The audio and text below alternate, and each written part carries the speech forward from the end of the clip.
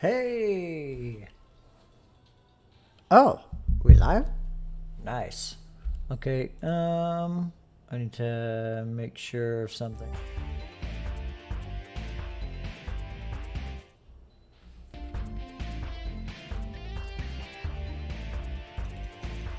So there we go. Okay, I'm just doing this to... I'm doing a little bit of an audio check for a minute. Okay. No! Okay. By the way, hello, welcome to the stream, whoever's here. Whoever's here already. Not sure quite who's here yet, but...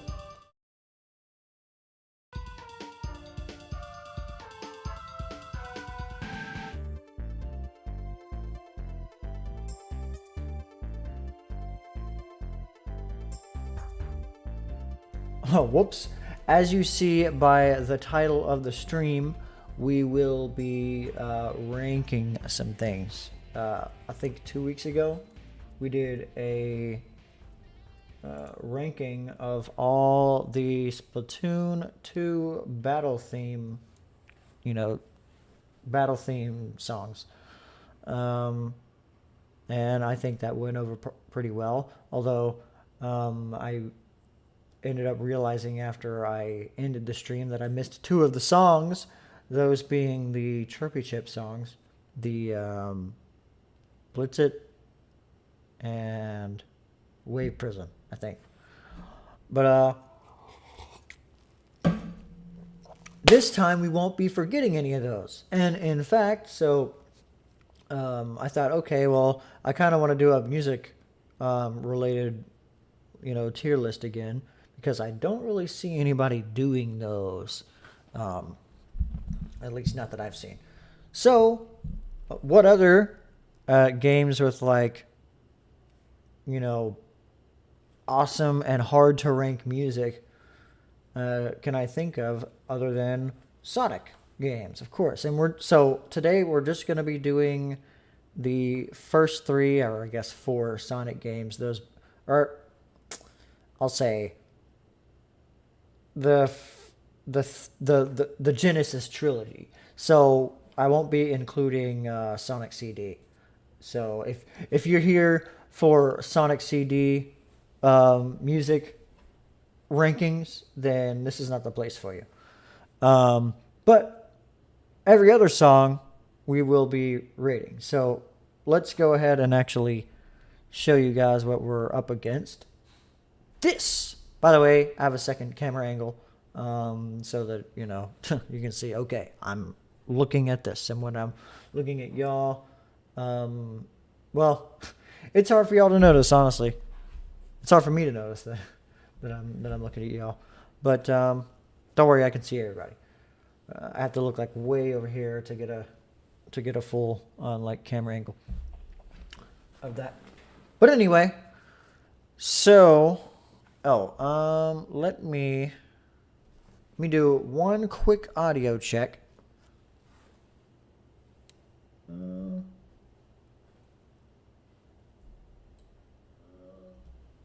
Seems okay. I want to see. Seems okay. Ooh, very low latency. That's what I like to see. Nice. Okay. That's really all I was waiting for. But I'll wait until we're about 10 minutes in before I actually start ranking things. And so I'll go ahead and show you.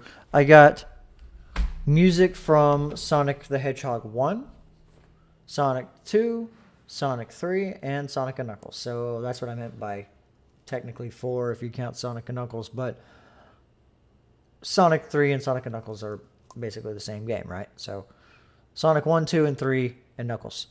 So no Sonic CD, even though, yeah, I know Sonic CD came before Sonic 3. But that's not necessarily part of the, the trilogy, right?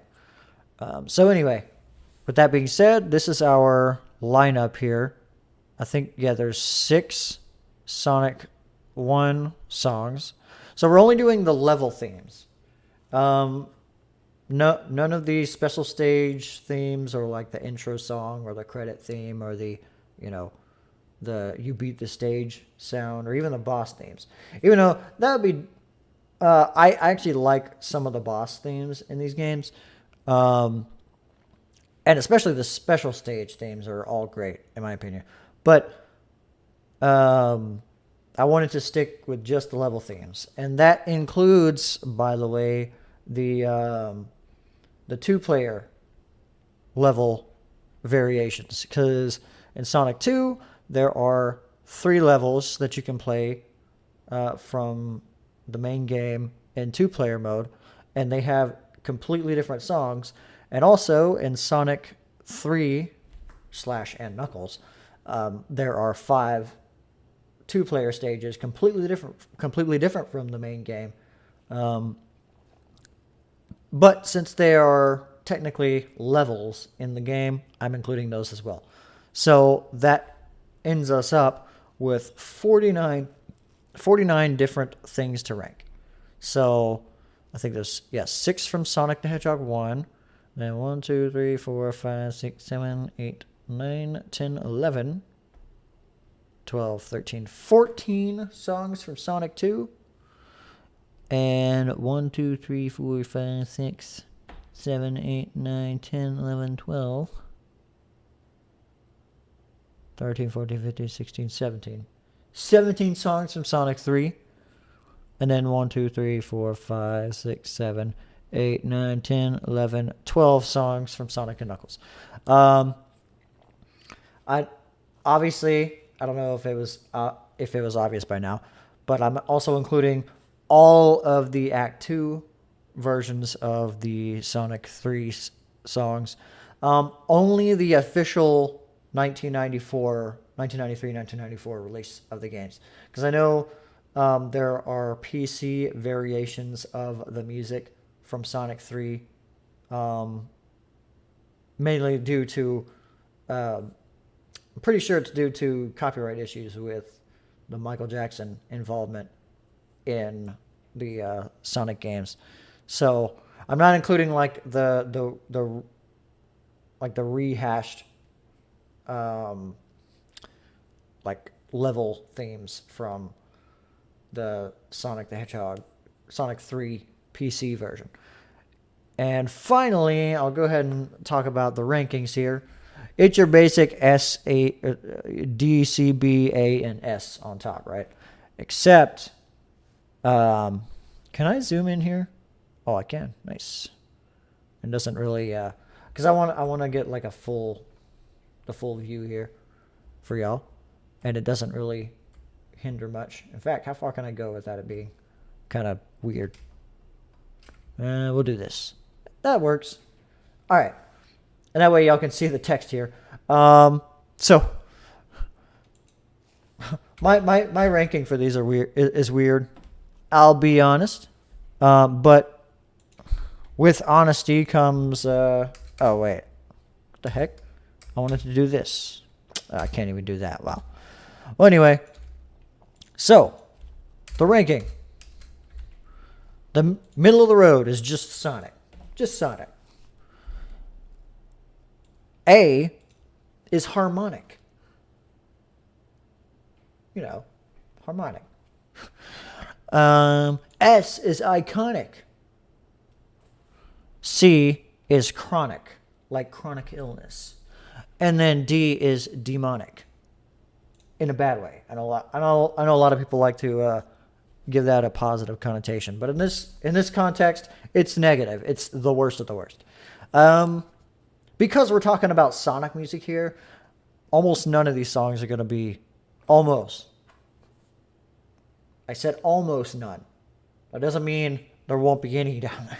Because, anyway, but yeah, Demonic. That's the absolute worst of this list. And we got a long way to go. I honestly think we might end up... if I turn this into a VOD of sorts, this will be cut up into probably 2 different halves because we got 49 songs to go through. And by the way, we will be getting into DMCA territory because we will be listening to every single song to determine what we're picking. So with that comes DMCA. So I've already assessed the risk. This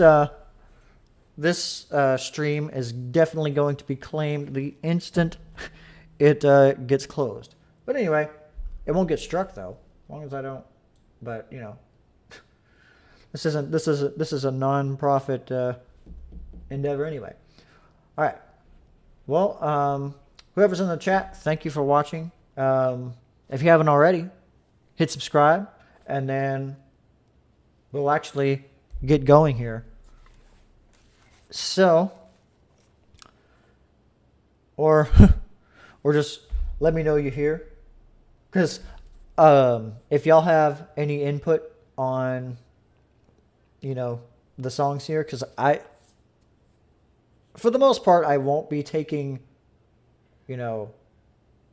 thoughts from the chat into account. This will mostly be my personal preference. But occasionally, if someone has a good point to make, I will definitely put that in there. But anyway, let's go ahead and start with the first one. That being, and by the way, I made all of these images so it's easy for me to know exactly what stage I'm looking at. Because, to be honest, a lot of these look very similar. So I made it a point to get all of these images myself, so I know exactly what I'm looking for, and I put the name of the stage or the abbreviations of the stage in the bottom corner and the logo from the game with the game they're from on the top right corner. So of each of the images. Cuppa, loving how you set this whole thing up, Tac. Looking forward to seeing the final result.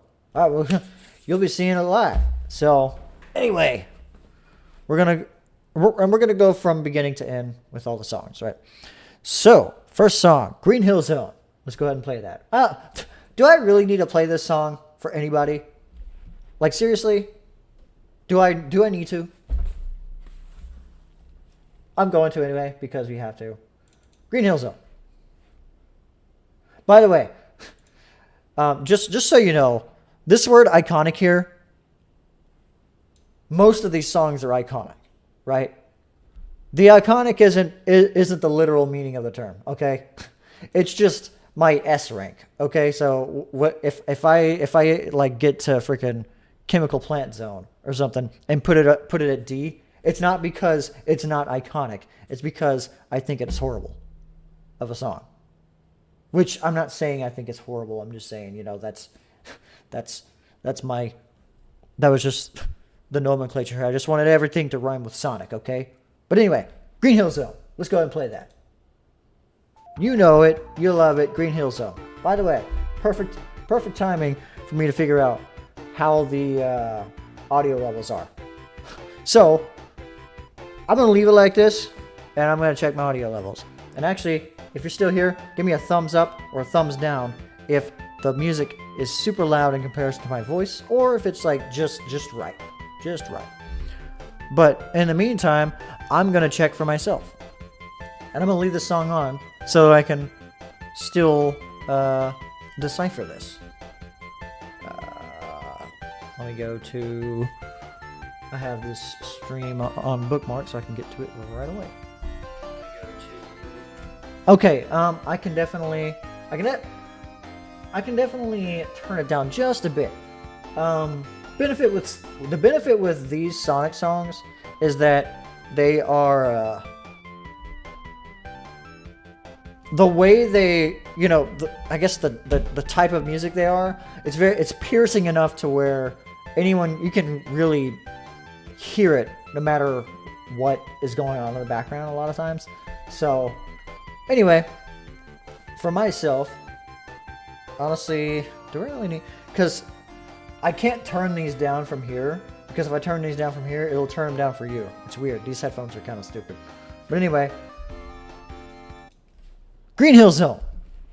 Where am I going to put this? It's Green Hill Zone. Everybody knows it. You know it. You love it, right?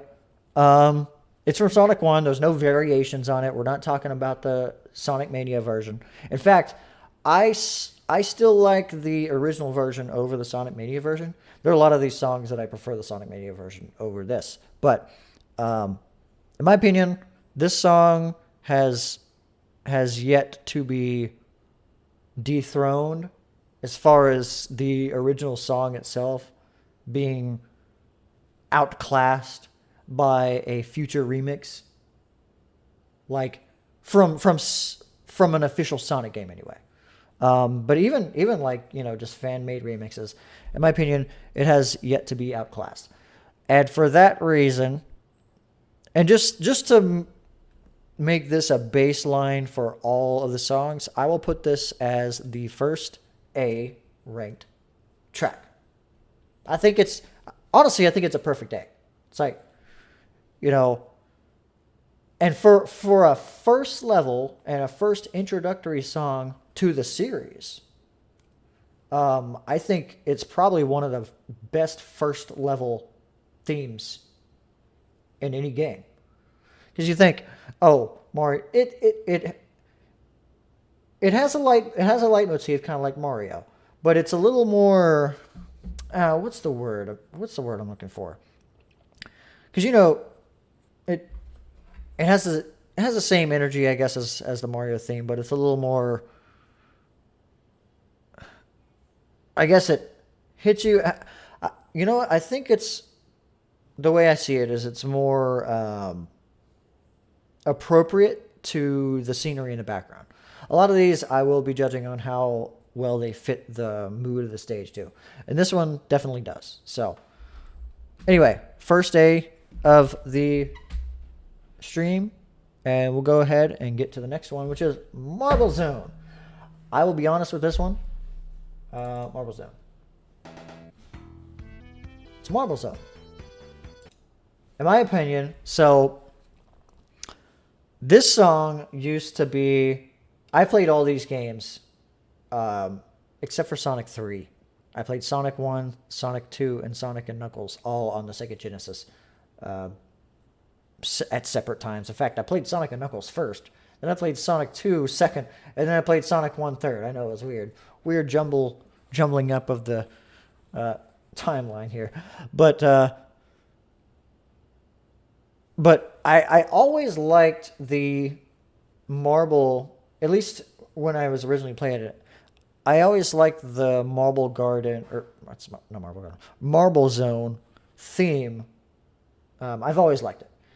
And it's got a very, in my opinion, like easily catchy rhythm to it.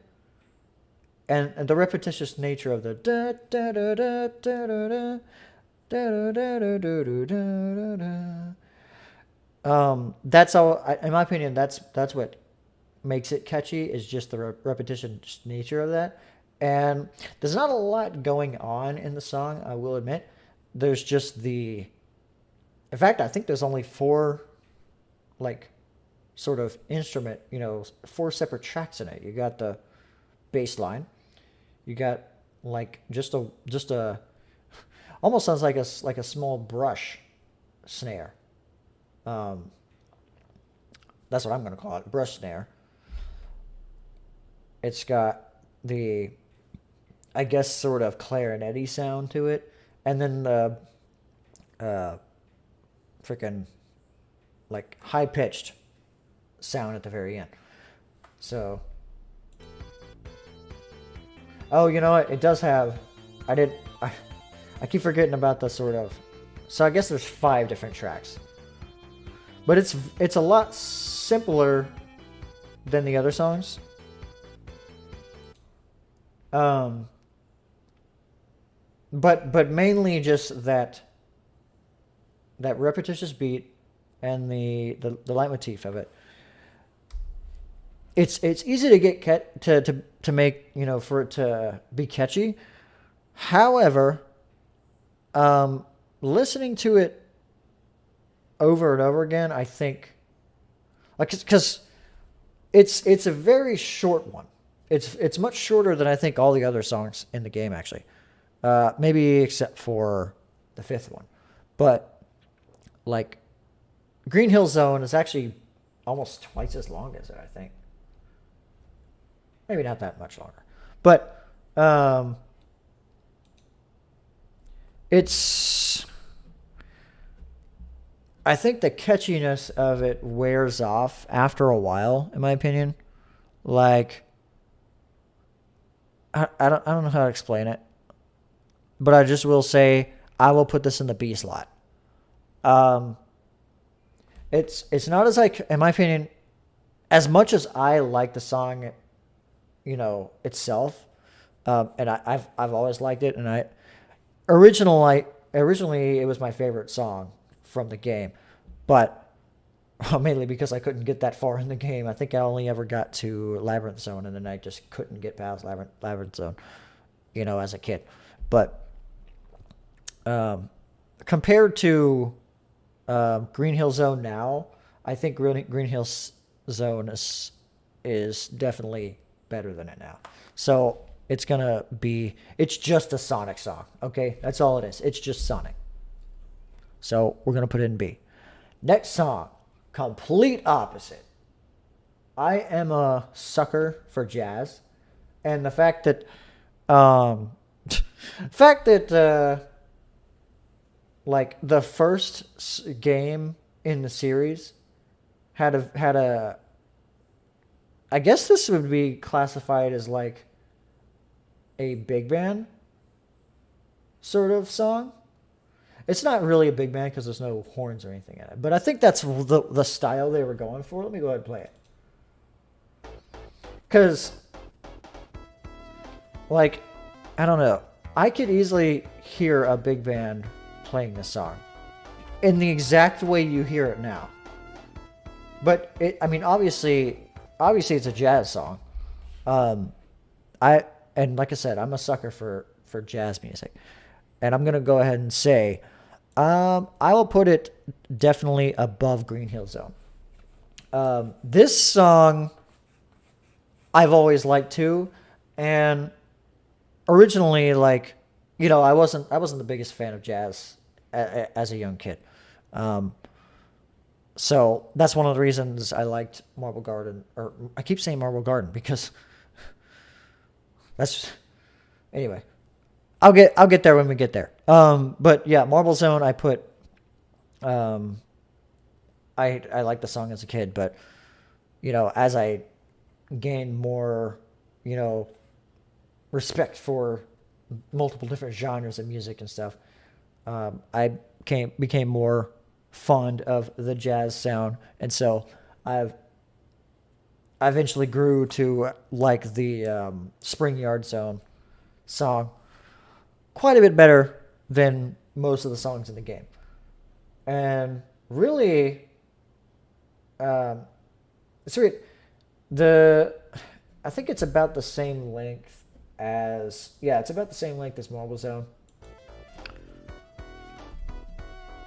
Yeah, because it's rather short when you think about it. This part here, I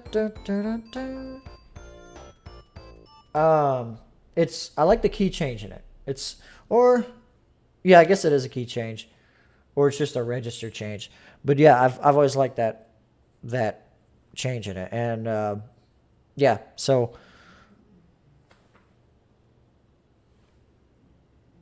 I think my dog is snoring. Dog's sleeping over there. I didn't notice it until I heard him snoring. But anyway, yeah. So Spring Yard Zone, definitely going in A. Next, Labyrinth Zone. Okay. I have a bias against this stage because this stage was my nightmare as a kid. Go ahead, play the song. The song is great, right? In fact, like this is the, I guess, one of the songs that I, other than Marble Zone, that like stuck in my head the most, mainly because I could never get past this stage back, when I originally played it. And so, like, my last thought when playing the game or rage quitting the game would have been this song, or at least like the final boss or whatever of this, or the boss of the stage. But yeah, I remember just freaking hating when this song came on because I knew, oh shit, it's this stage again. Fuck. And you can imagine why. Freaking the one water stage in the game, and there's no spin dash. And you got to remember, I came into this game after playing Sonic 3, or no, Sonic and Knuckles and Sonic 2. So I didn't play Sonic 1 until after playing those. So I came into it assuming, oh yeah, Sonic's got a spin dash. He always has a spin dash, right? Nope, not in Sonic 1. So, so I hated this stage for a long time. But I like the song. So, but is the song as good as any of these? I will say that second part, that's like the highlight of the song. And usually, with a lot of these songs, the like second half of the song isn't the highlight for me a lot of times. But this one is, I guess, special in that regard. By the way, welcome to the stream, whoever just joined. Thank you for watching. If you haven't already, hit the subscribe button below, and tell me your thoughts on any of the songs that are coming up. So anyway, Labyrinth Zone. The answer is no. It's a B. It's a B. But it's below Marble Zone. Not quite on the same level in my opinion. But it's not, it's, when I hear the song, I won't skip it. You know what I mean? Like if I were listening to this on a just a playlist of Sonic songs randomly, and I was like, oh shit, I don't want to listen to this song. I don't have time to listen to this song. I want to skip to a song I like. I wouldn't do that to this song. So yeah, we will leave it there. Now the next one.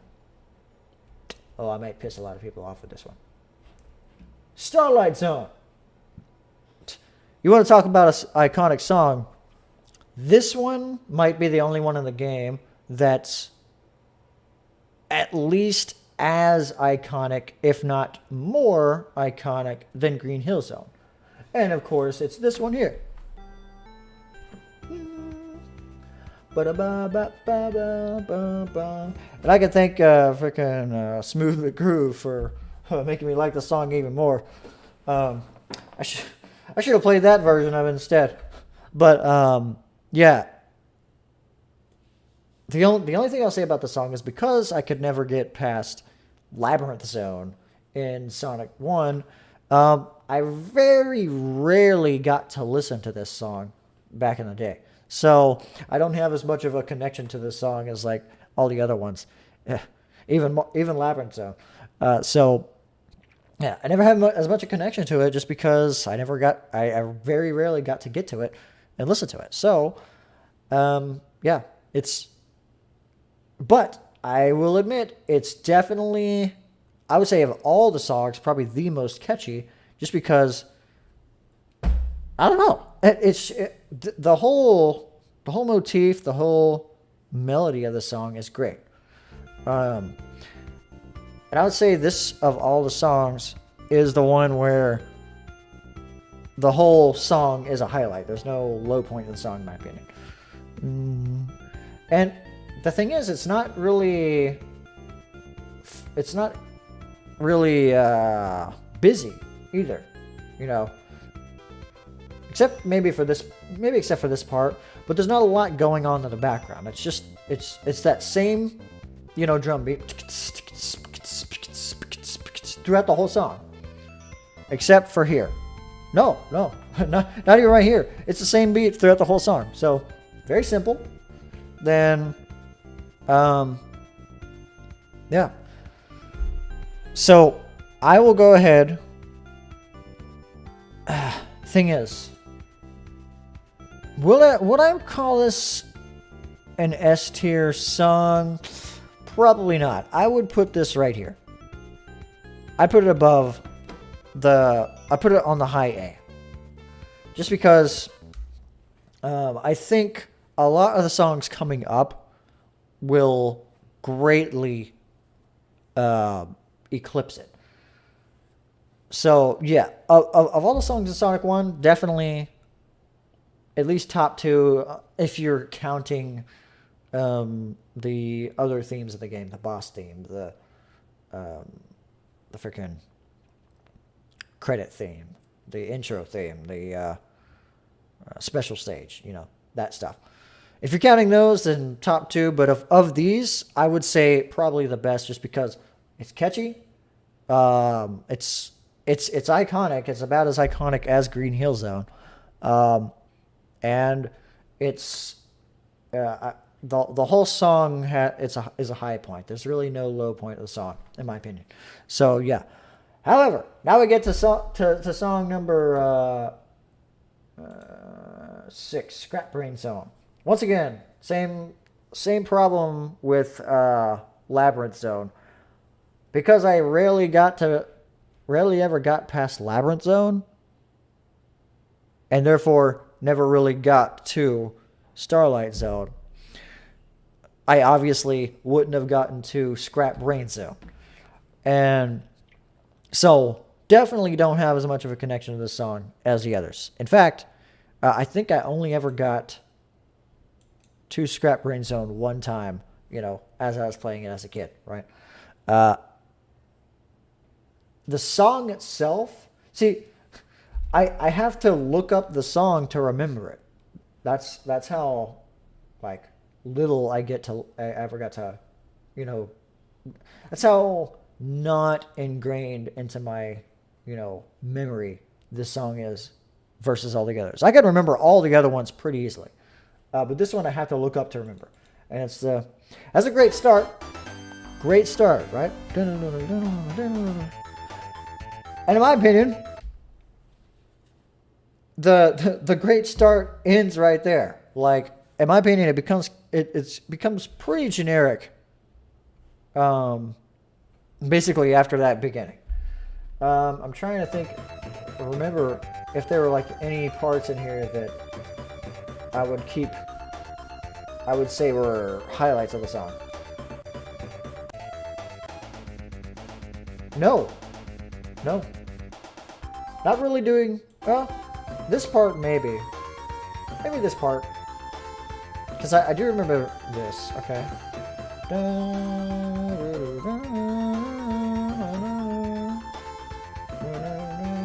Is there anything else? It just repeats. Okay, and it does a full repeat there. Well, found the one highlight of the song. Everything else, the thing I don't like is the timpani sound. I don't think it meshes well with everything else going in the song. I mean, there are some other songs in the future games that have timpanis in it that are not they probably sound out of place in my opinion, but they don't what's the word? They don't interrupt the song. In my opinion, the timpanis in the song just kind of interrupt. I'm like, okay, I can hear, I can get into the groove of the song, and then all of a sudden the timpani comes in and it's like, this sounds kind of out of place. Would that be so? For all these reasons, I'm going to put this in the C tier. It's not horrible. It has that second half. So it has a slight highlight, but that same highlight of the song also has the timpani, which is just kind of it. For one, the timpani's out of tune with the rest of the song, so it doesn't really mesh well. And also, other than like the beginning of the song and maybe the high pitched parts of the song, I don't think it fits the scenery of the level well. I'm gonna be honest. I think I've spent enough time on this song to basically say all I had to say. So I'm gonna go ahead and skip to the next one. Ooh, you want to talk about iconic songs? Honestly, this whole game is full of them. Sonic the Hedgehog 2, very difficult to choose where any of these songs go. We are on Emerald Hill Zone of Sonic 2. Sonic 2, definitely, it's a great game, and I come into Sonic 2 with the bias of having played Sonic and Knuckles first. So, because Sonic 2 introduced the spin dash, I could easily get into playing that game much easier than I could have gotten into playing Sonic the Hedgehog 1. So, playing... hold up. Hydrate. Anyway. So I liked Sonic 2. Sonic 2 had its own problem where you couldn't save the game. And I guess Sonic Knuckles you couldn't either, but if you had Sonic 3 you could. But anyway, yeah, so I have a much more, I guess, positive idea of Sonic 2 than I do of the other Sonic games. Or Sonic 1 anyway. With that being said, in the same vein as Sonic 1, there's still a lot of these stages that I wasn't able to get to. I think the farthest I ever got when originally playing it on the Genesis was Ocean Zone. Definitely farther than I ever got with Sonic 1. I think I might have gotten to Metropolis Zone at one point. I didn't actually get any farther than that until I had Sonic Mega Collection. Not even the GameCube version, the Xbox version / PS2 version, where you could save, like where you could make save points and start from those save points. That was the only time I ever got past Metropolis Zone. So basically, I cheated to get past those zones. So pretty much all these stages, I like this, or have at least somewhat of a connection to the songs. By the way, welcome to the stream. Whoever just joined, we just got through the Sonic 1 stages, theme songs. Now we're on the first song of Sonic 2, Emerald Hill Zone. Yes. All right. All right. Green Hill Zone. It's iconic, okay? Yeah, sure. But it's not Emerald Hill Zone. I'm just gonna be honest with you. It's not Emerald Hill. Emerald Hill is completely different. I mean, yeah, it's completely different. It has a completely different energy to it, in my opinion. A lot of people, Sonic 2 sold a lot more copies than Sonic 1, to my knowledge. So Sonic 2 would have been a lot more people's first introduction to Sonic. And Sonic 1, the Green Hill Zone, great introduction to the series, right? But I think Emerald Hill Zone is actually quite a bit better of an introduction to Sonic music. In my opinion, Emerald Hill is like, if you need to know how good Sonic music is in comparison to other games, Emerald Hill Zone is the song you want to hear when you first play a Sonic game. In my opinion, this song is way too good for like a first level. And the whole song, unlike Green Hill Zone, I think Green Hill Zone is pretty much a highlight from beginning to end. But Emerald Hill Zone isn't just a highlight from beginning to end. It's like a freaking, like a high top, a high. I don't know what's brighter than light. High sun. Than in comparison, because there's really no low point of the song at all. Even this part here, this like I always love this part here, and then of course you have, I guess, the final phrase of the song,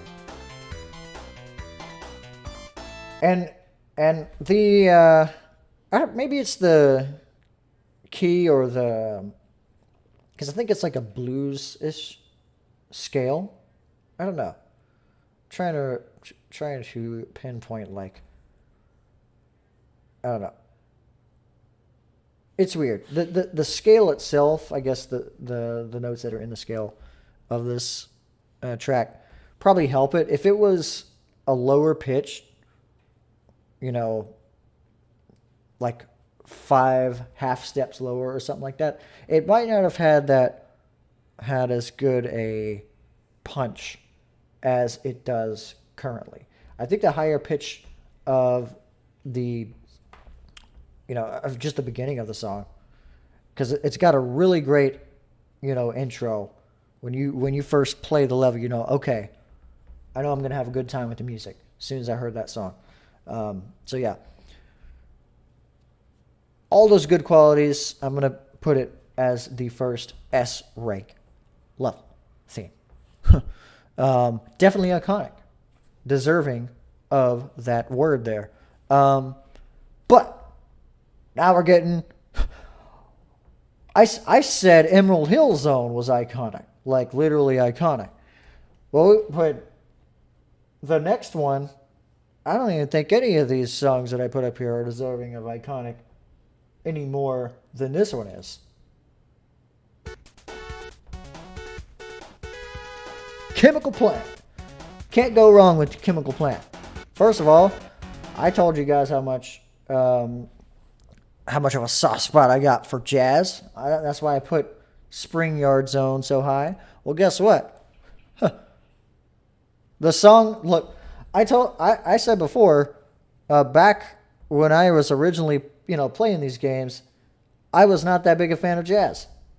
Or, it wasn't like, it wasn't a draw. It didn't draw me in like some other genres of music did. I wasn't that big a fan of jazz. So I wasn't that big a fan of Spring Yard Zone when I originally played it, back when I was like 5 years old.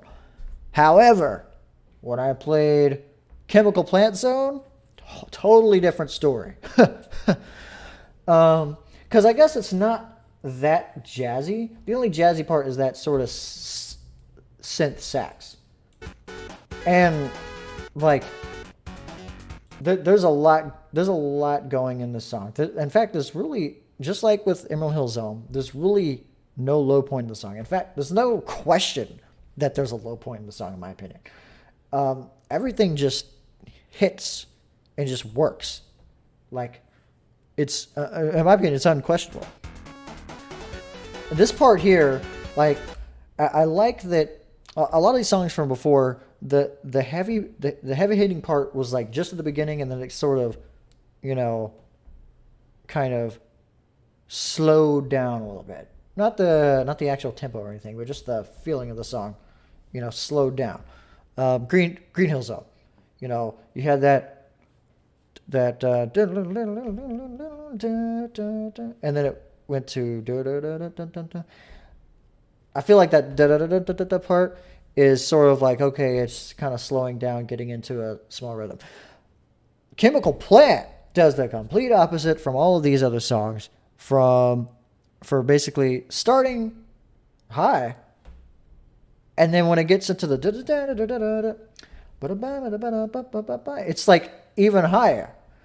And I think that just that contrast from all the other songs that we've seen so far, first of all, puts it above Emerald Hill Zone. Hey, go above him. Yeah, get down there. No disrespect to Emerald Hill, but you're no chemical plant.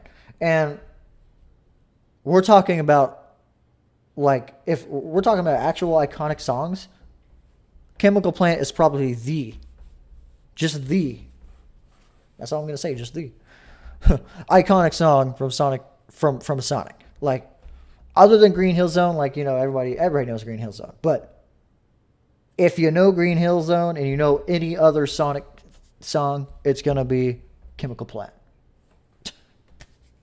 Prove me wrong. More people played Sonic 2 anyway. So anyway, let's get to the next one. Chemical Plant, the GOAT. But now we're on Aquatic Ruin Zone. Again. Okay. Completely different like tone right off the bat. I think it's warranted. You had two like really, you know, upbeat songs with you know, Emerald Hill Zone, Chemical Plant Zone, you know. Both of those songs were, I think they were, let me think. Yeah, I think they were the same tempo with like a different like start to the song, so it doesn't feel the same tempo as you're playing it, but I think they're both pretty similar in tempo. And just the overall feel of the song, very similar. Then stage 3, you get right through Chemical Plant Zone, you're in Aquatic Ruin, and it goes, the tone kind of shifts down a little bit, and it's more of a mysterious tone, right? And I love it. In fact, in my opinion, this one feels the most, this song feels the most appropriate for the scenery in the stage. You know what I mean? The scenery is, you're underwater, you're moving through a ruins of sorts. Also, you hate the stage because it's full of water. Although it's not nearly as bad as Chemical Plant in some of the parts in Chemical Plant Zone, because, you know, you can actually get out of water a lot easier in Aquatic Ruin than you can Chemical Plant. But still, it's a water stage. You know you're not going to like it, so you might as well like the music. And, you know, let the music get you out of the stage. And I think this works, in my opinion. Like I said, always liked the music in this. And I think, like, I'm gonna go through like the main phrases of the song. Okay, that I like, the sort of the background of the harmony in it. It's like a and does that keep going? Oh, I will say this part here, it's kind of a low point of the song, I think. And I think that's when it stops, right? Yep,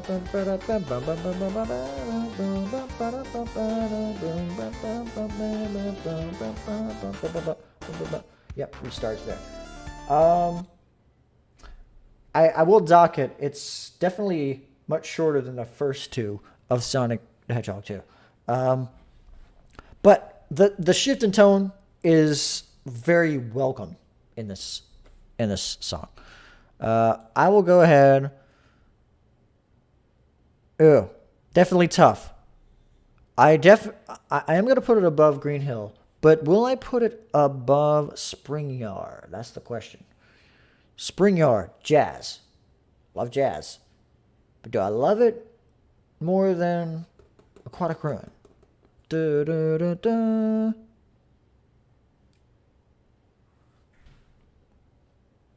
No. I think I will. Ooh, it's hard for me, honestly. Like, choosing between this and this, very hard. But, yep. I'm gonna leave it like that.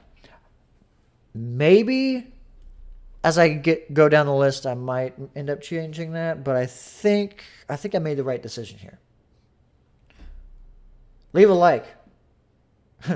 Leave a like below if I made the right decision here.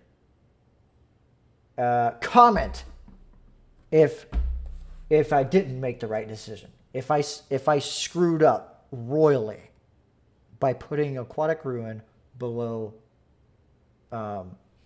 Spring Yard Zone. Let me know. I want to know. Did I make a good decision? Anyway, sorry. Moving on. Carnival Night Zone. What do we got here? Oh, Carnival. We'll get there when we get there. Casino Night. The regular version. The one-player version. This one. Hello?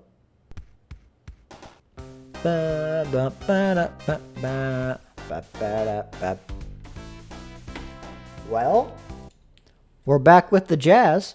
Like I said before, always have a love for the for the jazz sound, especially in these older games that, you know, sometimes the genres weren't as easy to convey back then as they are now, where you could just literally put whatever song you want in any game now. But definitely jazz. For the stage, it's probably one of the better ones that fit the theme of the stage. You're in a casino. In fact, you're kind of in like a bustling city as far as the background like details look. You're in a Vegas like area, I guess. I think, yeah, for the scenery, definitely fits. Let me.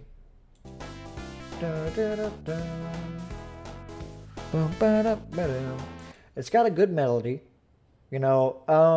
I'll say maybe not the most catchy melody. Like all the ones before, I think in Sonic 2 had catchy melodies. Even Aquatic Ruin, you hear Aquatic Ruin, you think da da da da. Just that sequence of notes in itself is catchy. The repetition of it is catchy as well. This one, even though, like I said, I liked the jazz of Chemical Plant and Spring Yard, I don't think this one hits you as good as those two. And I think this one's more laid back in general than the rest. Da-da.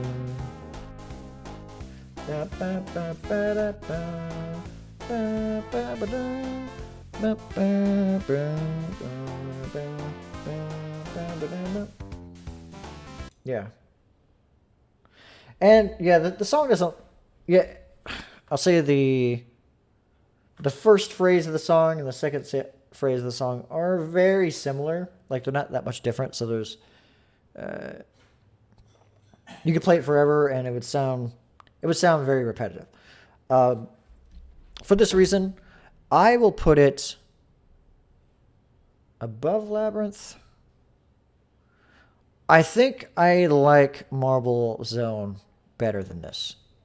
Mainly because Marble Zone, I have much more of a soft spot for that specific stage anyway, just because I always liked that song back in the day. However, with Carnival Night Zone, once again I keep saying Carnival Night. Casino Night. Remind me. Drill it in my head. The thing about Casino Night Zone is I had to beat, back when I was playing the game, you had to beat 3 stages to get there. But if you played 2-player, you could play that stage right away. The only thing is, if you played 2-player, it was a completely different song. So it actually took me a while to get used to that song, that version of the song, because, you know, we would only play that stage in 2-player for the longest time until I finally figured out how to get to that stage. You know, beat the first 3 levels of the game. So, with that being said, that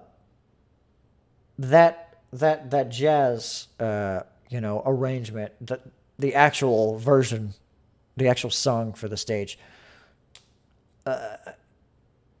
it's not as, I guess, ingrained in my memory. I mean, it's recognizable. If I hear the song, I know what it's for. but it's not. I don't have I'm not. There's no connection. There's not as much of a connection to the song as really any of the other songs. Um, and for that reason, I'm gonna keep it. I think it. I think it. I think it's where it needs to go. Okay.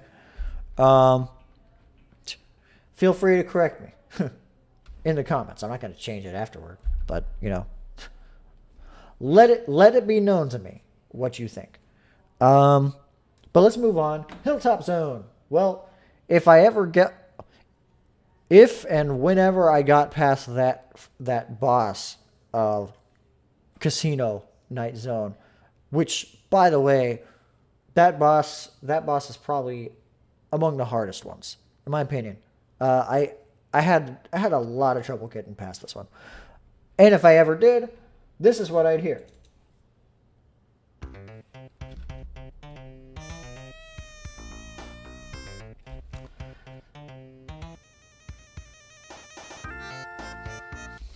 Okay. I think they might have been trying to go for sort of a country theme, country style.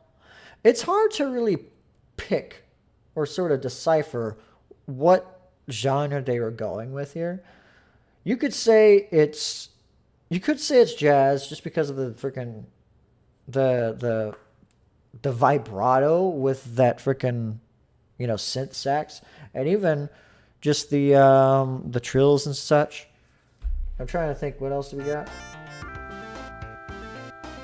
Uh, and yeah, and I guess the sort of keys, they're in fact, I will say this is one of the few songs where like the harmony chords and stuff are much more pronounced in this song. Like when I think of the melody, I also hear the harmony. A lot of the other songs, I don't really hear the harmony, including with the top two, the Chemical Plant and Emerald Hill Zone. A lot of times you think of the melody and that's all you think about. With Hilltop, I kind of always hear that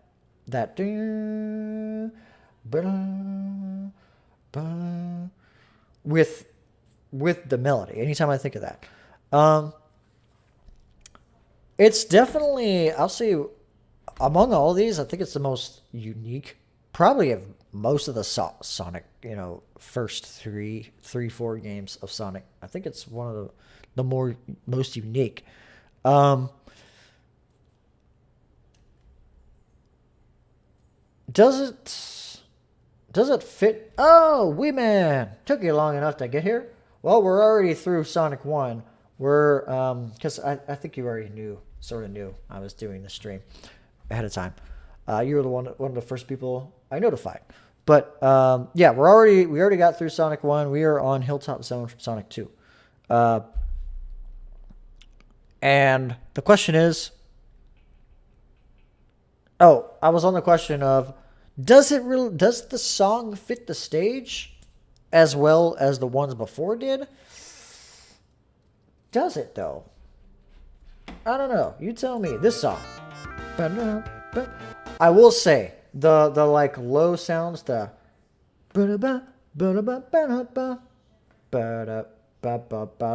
I've always liked that part in the whole song.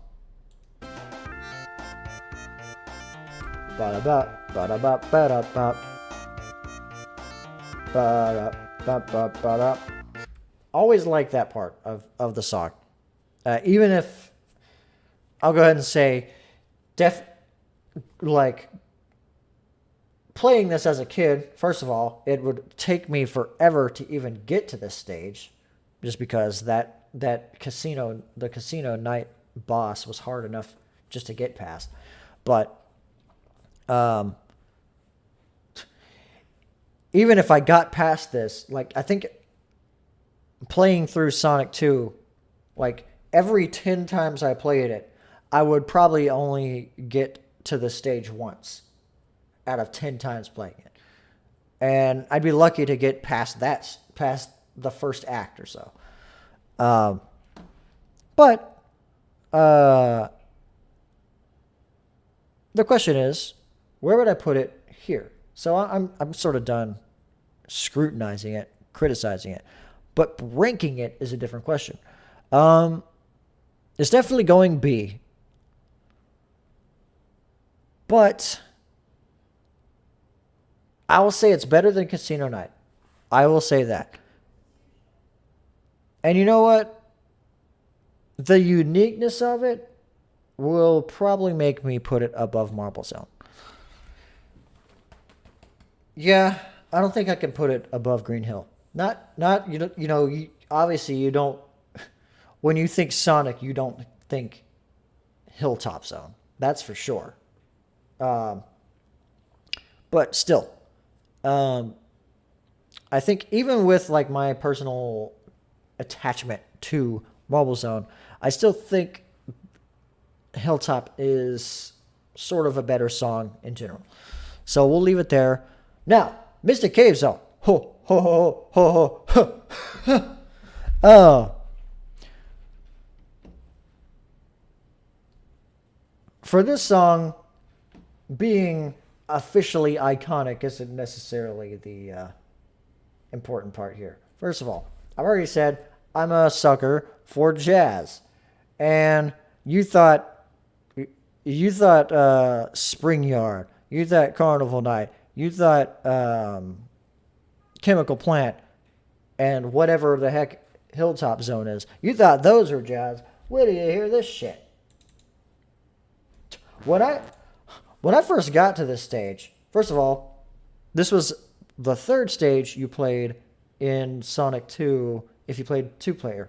You played this stage, and again, had a completely different song.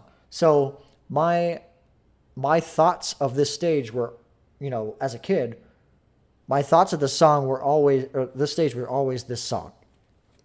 Because there's never, in fact, playing this as a kid on the Sega, I don't think I ever got to this stage other than playing it in 2-player. It wasn't until I played it on Sonic Mega Collection on the GameCube that I got to the stage and I first heard this song. And by golly, bum, bum, bum, this song is freaking bopping. Like, when I first heard this, I was like, holy crap. There's so much going on in this song. And it's bopping. It's bopping, it's bustling. There's not much to dislike about the song. And again, as someone who's quite, especially when it's in a video game, and you can like very easily pick it out of a crap, of especially in like older games like this, that it's hard to pick out genres from. This song always stood out. In fact, there's another song that had virtually no low points. In fact, I'm gonna try to look for it. Bass line, great. It's the same bass line. Boom boom boom boom boom boom boom boom boom boom boom. Just the bass line is fun, in my opinion. And of course, this is one of those songs where after sort of the first phrase, it goes into this phrase here. I feel like that second phrase of the song is a higher point of the song than the beginning. And then the third one, that's like the third part of the song. This part. That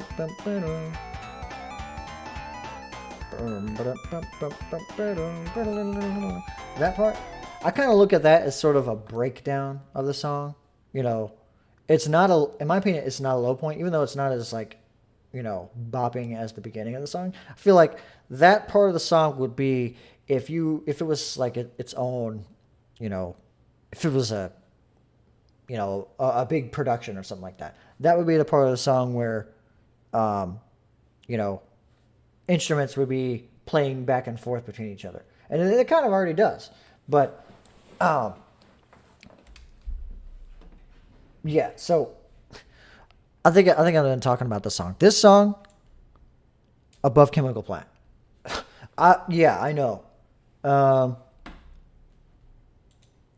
it's for a lot of people, it's probably going to be hard to dethrone Chemical Plant, but just just well, like when I first heard this song, I was like, "Holy crap, this is way better than the like the 2-player version of the song." Because again, playing the game as a kid, all I knew was the 2-player version of the song until I played Sonic Mega Collection, and then I was like, "Holy crap!" First of all, I got to this stage. Took me long enough, and the song I'm hearing now and the song I heard then is completely different. But yeah, we'll go ahead and we'll get off that subject. Now we're on to, I guess this is an iconic song. Hello, Jozu Yuin Gamey. I can't even fathom how to pronounce that. How do I pronounce that? And welcome. I don't know if it was obvious yet. I don't know how long you've been watching the stream, but we're ranking all the music from Sonic 1, 2, 3, and Knuckles. So thank you for hopping in the stream. Feel free to input your thoughts on any of the songs coming up. We just got done with Mystic Cave Zone in Sonic 2. And we have, we got 5 stages still from Sonic 2. Oh, Sonic 2. Too many good songs. Okay, now we're on Oil Ocean Zone.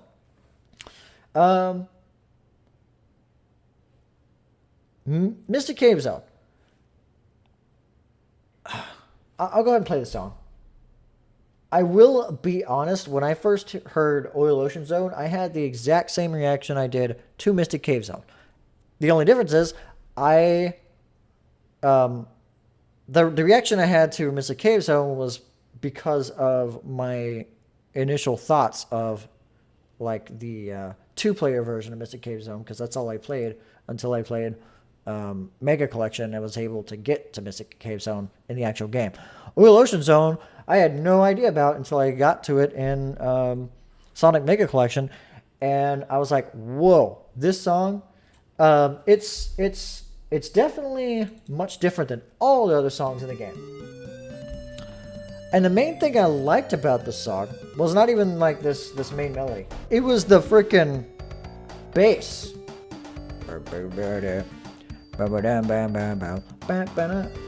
Like, I've always loved this bass line of the song. And to me, the bass line was the main melody, and the actual melody was like a backing of it. But it fits well.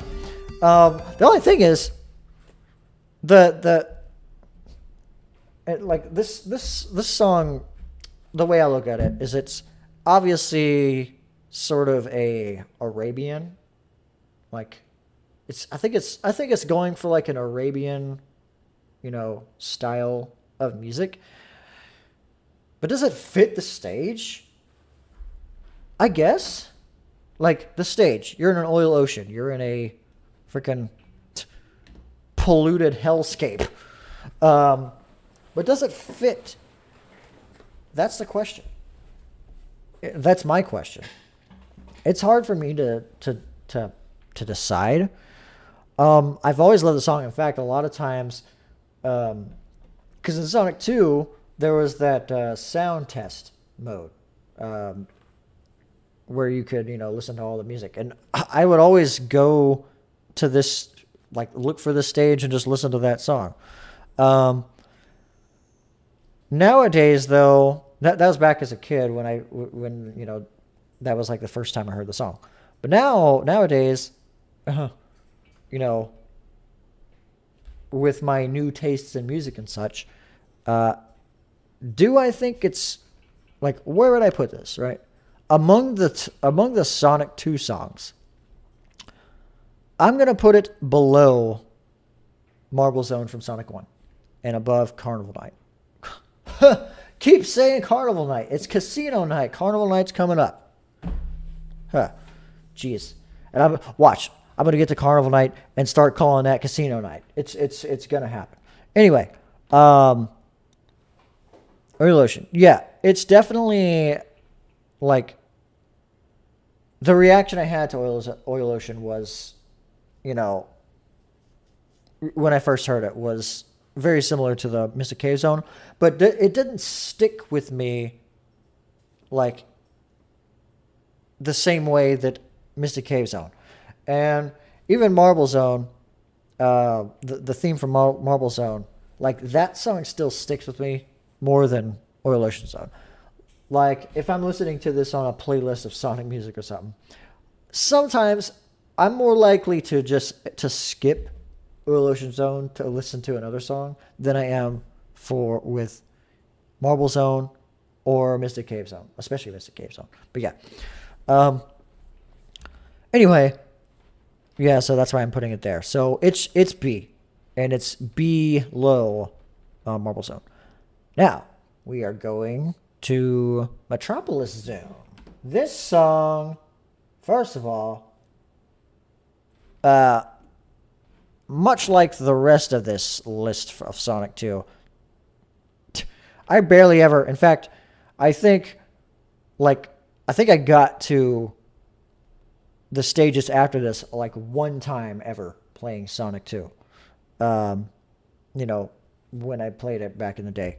So the farthest I probably ever got, 90% of the time was Metropolis Zone.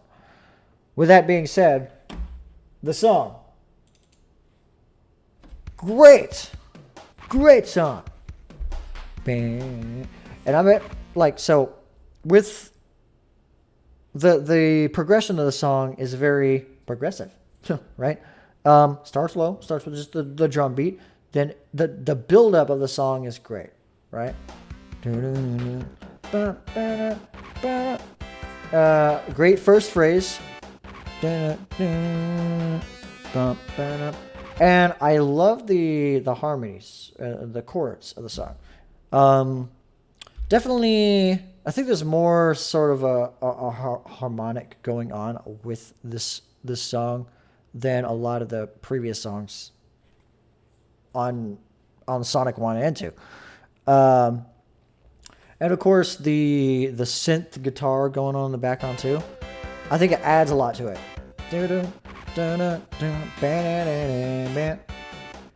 I feel like this song would probably go along with sort of the iconic, like the official iconic songs of the Sonic games and stuff. This part, also love this part. Sort of like the breakdown of the song, right?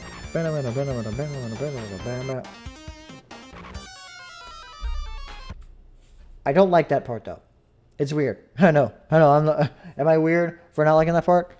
Probably, but personally, it's a transition back to the beginning, right? But I feel like it's like just an abrupt transition. It doesn't really. It's not a smooth transition. Very abrupt. That's probably one of the reasons I don't like that part. Even though, in fact, it is. I just told you it is. For that reason, I did say it was harmonic, didn't I? So it's definitely going up here, but I will say I think it's a low A. A low harmonic, if you will. The first two phrases, great. In fact, the first three phrases, great. Except for that freaking abrupt transition. Too abrupt for me. I feel like maybe if they sort of smooth it out, didn't make it do that, or maybe added a couple measures to sort of give it room to do a more smooth transition, probably would have liked it a little better. Might have even put it above Spring Yard Zone, but I'm not asking for them to change it. We'll leave it just the way it is. Still like the song. Now we are on the songs that I only heard once. Like TBH, when I played the game, back as a kid anyway. Sky Chase Zone. Let me go ahead and put that on.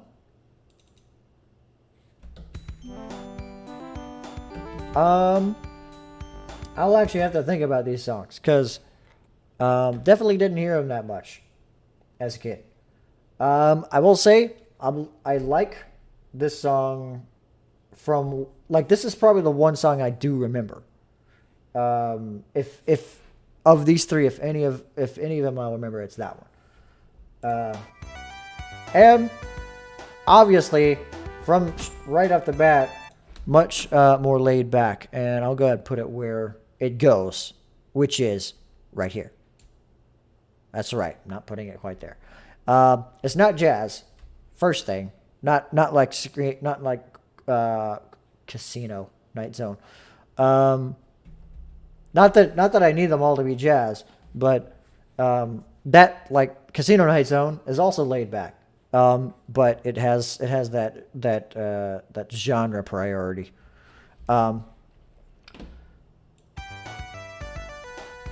Even though it's laid back, though, there's not really a low point of the song, I would say. It's just that the high points of the song are not high enough to get really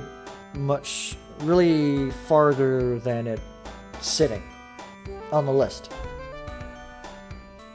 And also, again, because these are the stages that I rarely got to playing the game, the melody isn't as memorable to me.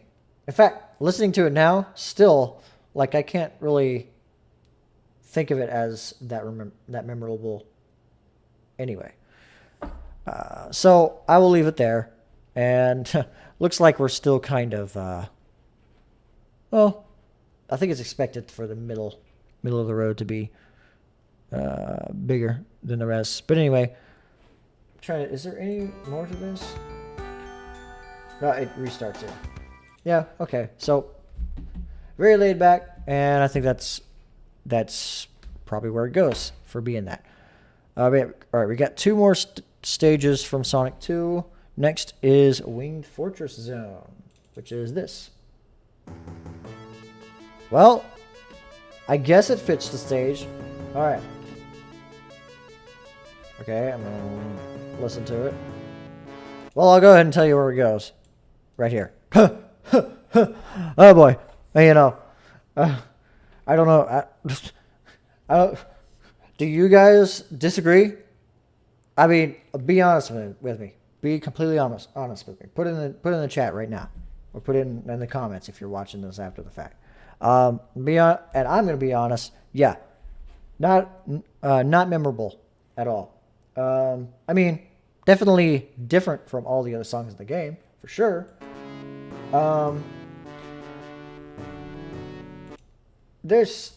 It's too like I don't know. Well, I guess I do know. It's like there's a lot of like weird chords in this. Chords that sort of don't blend well. From beginning to end, really.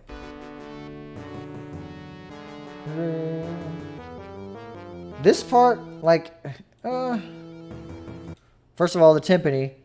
This timpani isn't as bad as like the Scrap Brain Zone timpani, I'll admit, because it's not really, it doesn't sound as out of tune, and it's not trying to play along with sort of the harmony of the song.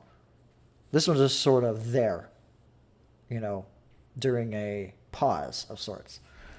But the melody is, I don't see it as memorable. And again, the dissonant chords, I guess, is what they're trying to go with. I don't think they work with this. I mean, the way I look at it is they're going for a, like, you're on the final stretch. You have one stage to go before you get to the final battle.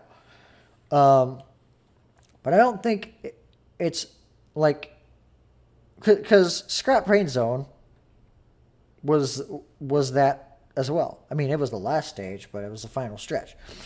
But at least that had like a motif to it. I feel like this doesn't really have quite a motif a leitmotif at all. And with that, I think it's going to stay there. It'll probably stay at the bottom of C tier. Well, well, if you thought that I thought this was a bad song, welcome to Death Egg Zone, Sonic 2 version. This thing, whatever this is. Okay.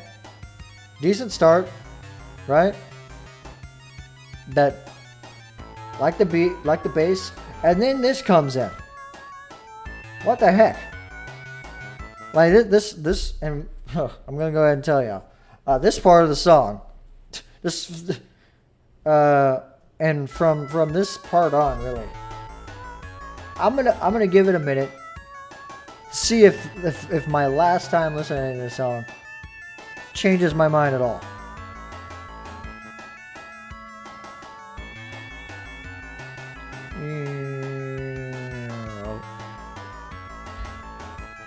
Okay, what else is there?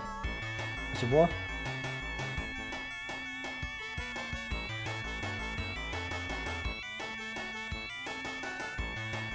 Okay, yeah, I find a lot of this song kind of annoying. And to its credit, it doesn't last long.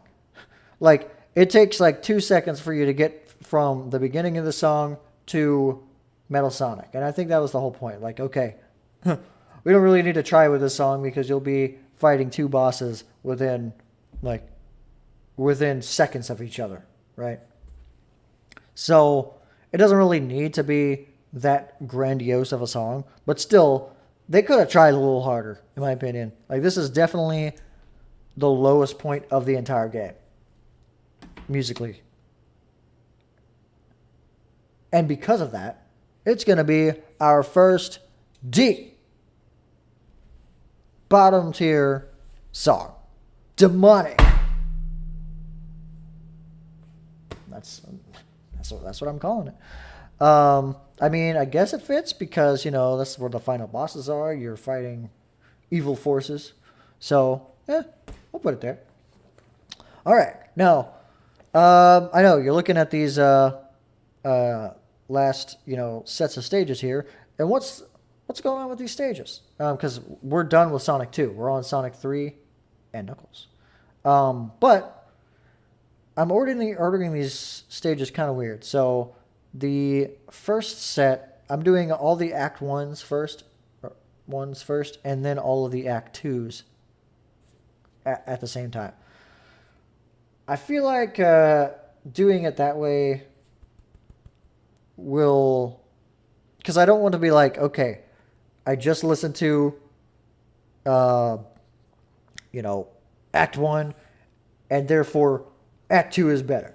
Or therefore, Act 2 is worse. Something like that.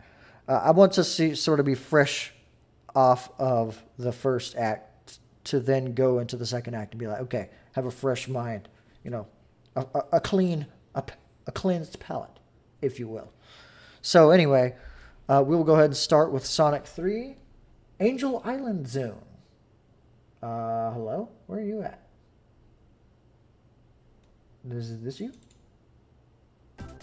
Yes! Alright, first of all, completely different sound font, I think, or sound, sources. New generation of Sonic, new composer, I think, too, right? Completely new set of composers. I think Sonic 1 and 2 only had 1 and 2 composers. This one had multiple composers. This was supposed to be like their biggest game yet, right? And as we'll see later on, they definitely had more composers and some very big ones. So I think this is the first game that Jun Sonoe also assisted in too, but to my knowledge, he only worked on sound effects and some short jingles. I think the when you get an extra life, I think that was Jun Sonoe, and potentially the I don't know what else, but I'm pretty sure that's one of them. Anyway, Angel Island Zone. Let's play this.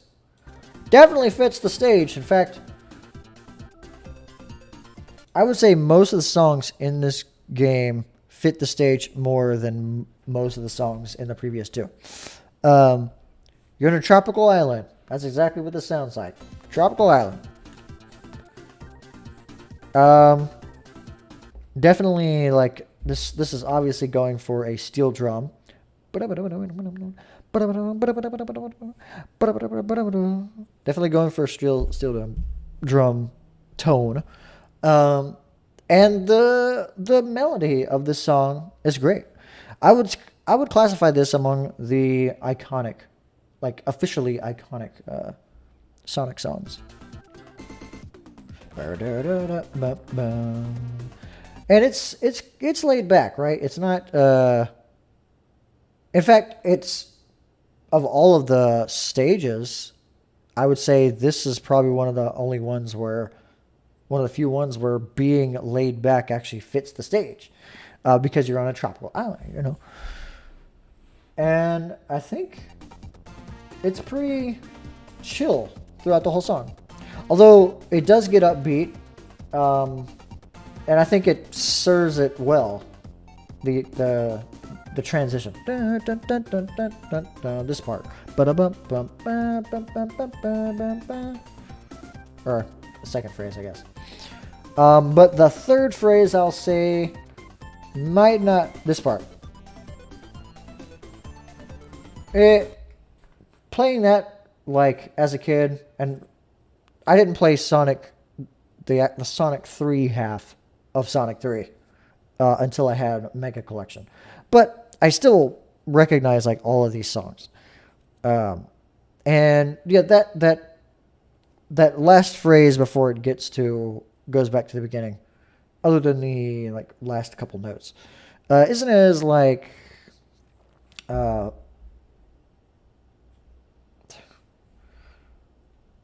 guess it doesn't have the same. It's not a highlight, because I think the highlight is the beginning and the middle phrases. Last phrase is kind of a low. I feel like that part in particular should be a high point, because it sounds like they're going for a, sort of a build up back to the beginning. And it sort of loses at that point in the stage, in the song, it kind of loses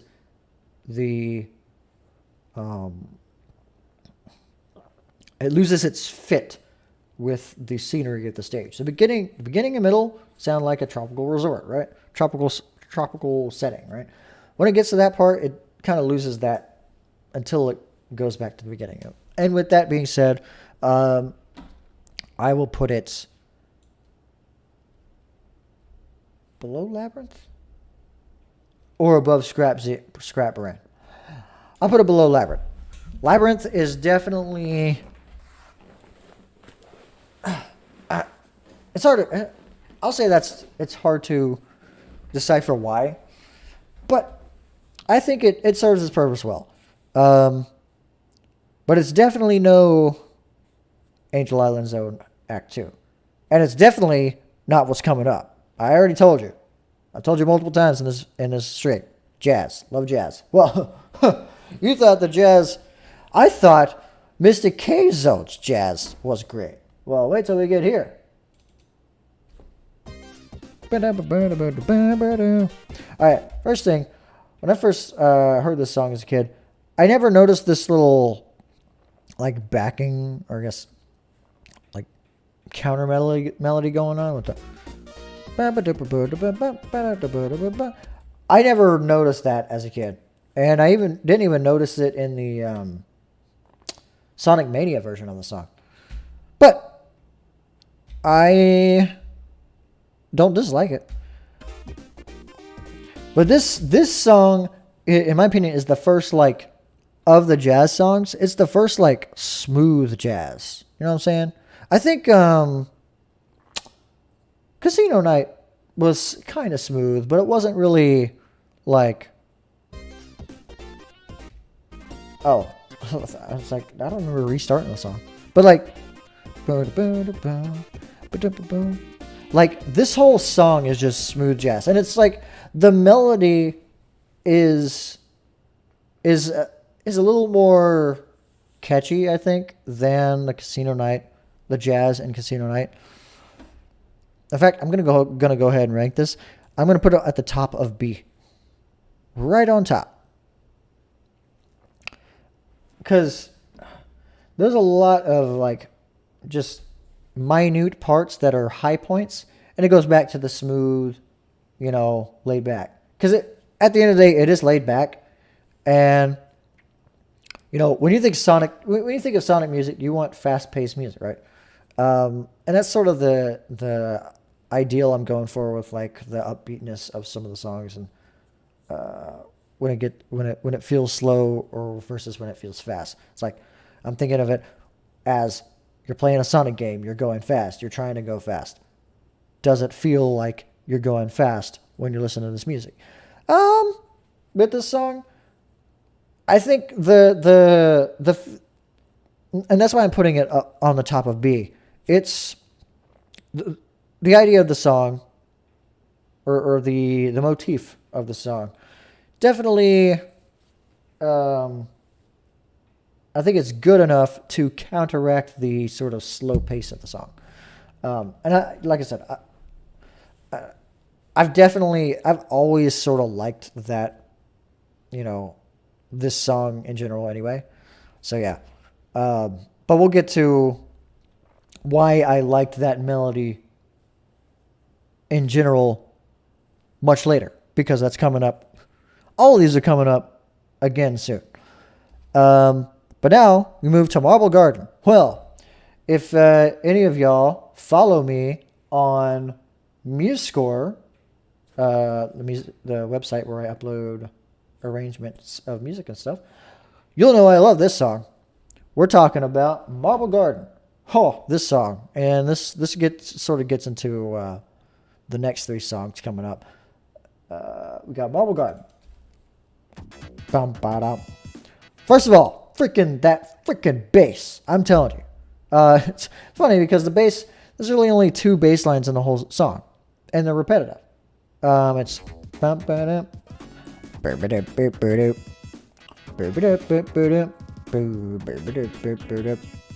that bass line, I did not mean to do that.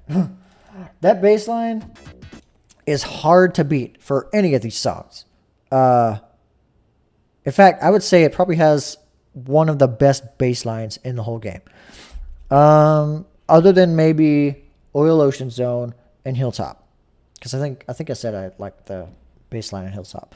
But the hard hit of the heavy bass line in this song is its own level, I think. But not only that, this song does an interesting thing with the stereo audio, because unlike a lot of people, I owned the original version of the Sega Genesis that had the stereo audio, because I think the newer lines of the Sega Genesis only had the white and the yellow plug, the yellow AV plugs, whereas the original one had the white, yellow, and red ones. So you got stereo audio. And this song in particular used that really well, because the sort of trumpet sounds here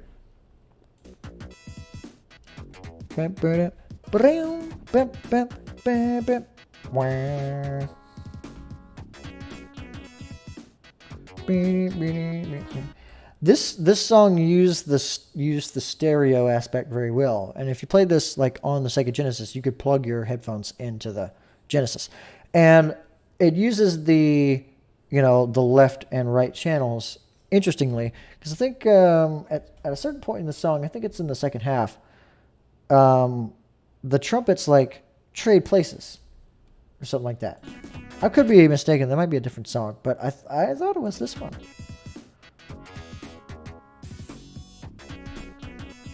I'm going to get to the sort of the trumpet part of the song to see if that's true.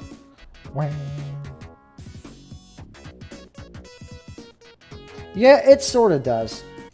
It's more of the trumpets that are doing it because you have the bam, bam, bam, bam, ba-dum. That part is the part that's sort of on your stereo, but then the actual melody that's going like dun, dun, dun, dun, bam, that's sort of in your center.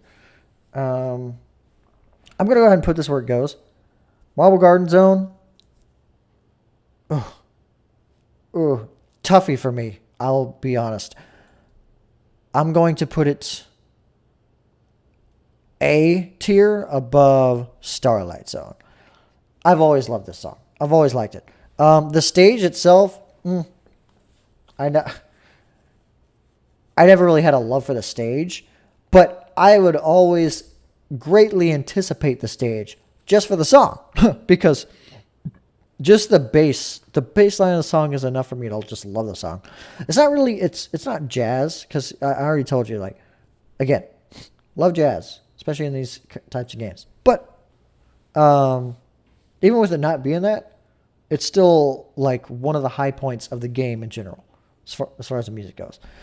But yeah, I'm gonna leave it there, and that ends the high points of the whole game. All right, well, I'll see you guys in the next one. Okay, I'm completely joking. Yeah, looks like I chased off somebody for doing that. But no, now we get to one of the low points of all the Sonic games, and that is Carnival. Finally got it right. Carnival Night Zone. This shit.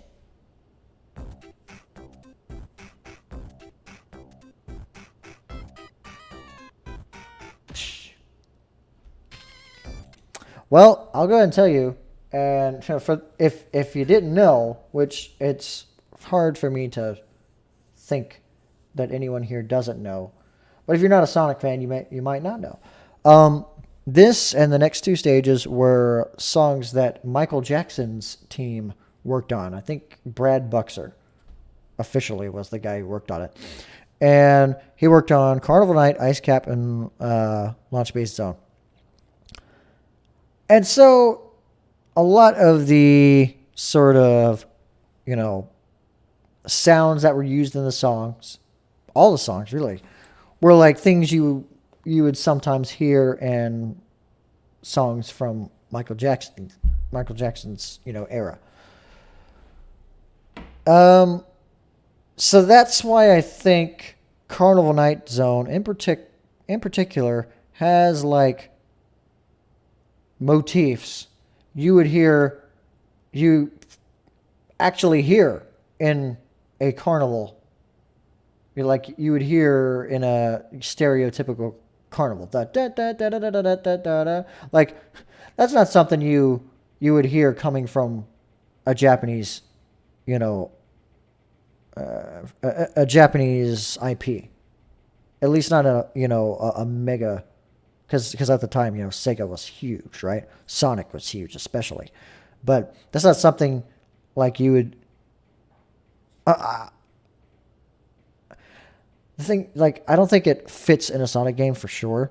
But like, that's how you know. Okay, so they're taking that from like stereotypical carnival. Hello, my. Okay. Well, anyway. Yeah. So. I guess due to the way I'm criticizing it, it's definitely one of the lower songs of all of the Sonic games. And that's not even the worst aspect of the song. We'll get to that when we talk about Act 2's. But yeah, it's not the obviously with it not being D level, like. I'm trying to think of any part of the song that I like. Because even the samples they use, the sound fonts they use, because they use sort of a different set of samples than like the first three stages. And like I'm going through it. I guess that's recognizable. It's just that Okay, this part is okay. Yeah, that sound effect in particular, that psh, the sort of glass breaking sound, that's like sort of classic stuff to hear from an actual Michael Jackson song. But yeah, that's going in C just because the whole like sort of sound font of the song is just off-putting to begin with. And the song itself, one, it's a stereotypical circus motif, so it's not really original in that sense. Um, and they don't do a lot to make it sound original, right? So definitely the low, the bottom of C tier for sure. However, that doesn't mean that all the songs that the Michael Jackson team worked on in Sonic 3 are bad, because now we got probably one of the more iconic songs from Sonic 3, Ice Cap Zone, Act 1. This shit. No, not that. This. Bum, bum, bum, bum, bum, bum, bum, bum. Again, there goes the bass. Bum, bum, bum, bum, bum. Always love this song. Bum, bum, bum. Okay, and by the way, especially Sonic 3, I never had a problem with getting to the harder levels in Sonic 3 because that was the first Sonic game where you could save your game. So, unlike with Sonic 1 and 2,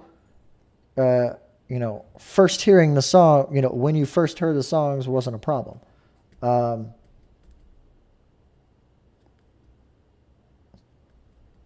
going to not mention that. This isn't really the stream to be,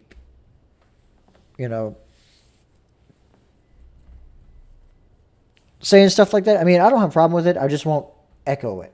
I'll just say that. But anyway, yeah. So anyway, let's go back to the actual music.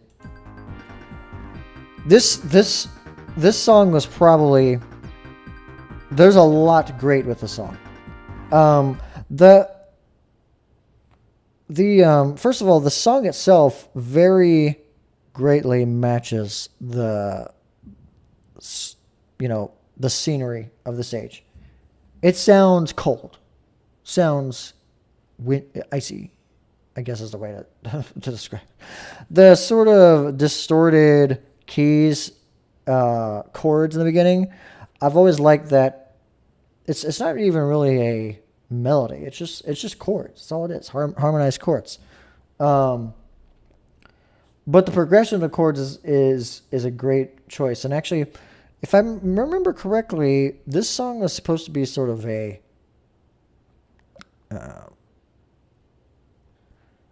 they used, I guess, an excerpt from an old song that like never released of Michael Jackson's, I think. And so like a lot of this is the backing of or sort of the backing of what would be like the main vocals of the song or something like that. But yeah, so that part of the song is great. And then this part. No, it's next. After this phrase, right? This part. Iconic. If I'm talking iconic as far as Sonic 3 goes, it would be this part right here. I think this was like I think this was in like the first trailer of the game or something like that. I'll go ahead and put it where it goes. I'll say bottom of S tier. Just that like phrase itself, the da da da da da da da, is enough to, make the song catchy. And even like this is one of the only songs where the chords themselves, because that's all that plays in the beginning is just chords, are catchy too, in my opinion. And the added like, sort of mallet sounds, the xylophone and marimbas,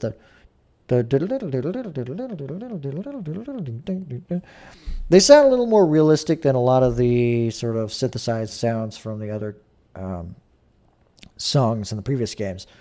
And they actually work because they don't really sound like they don't they shouldn't be in the game.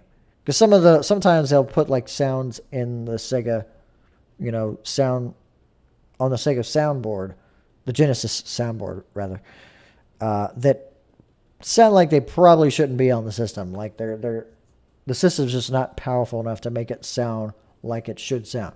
But in this case, it works, and I think it pays off really well. And for that reason, I'm going to put it on top. I can't think of really any low point in the song. There's really only two, there's only two, like, sections of the song. Just, there's the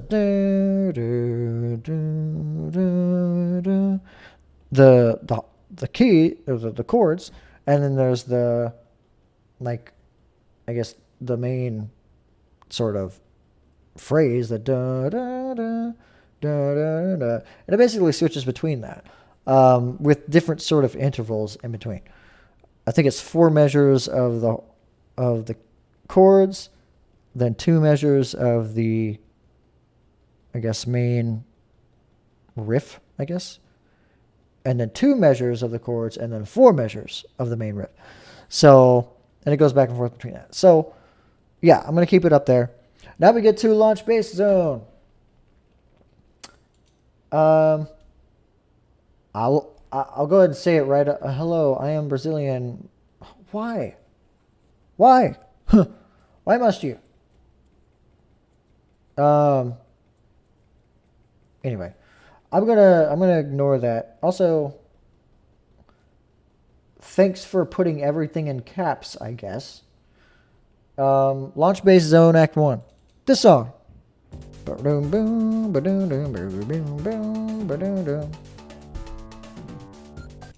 I find it interesting that, hold up, let me see this. Yeah, it should, unless, hold on, let me check something.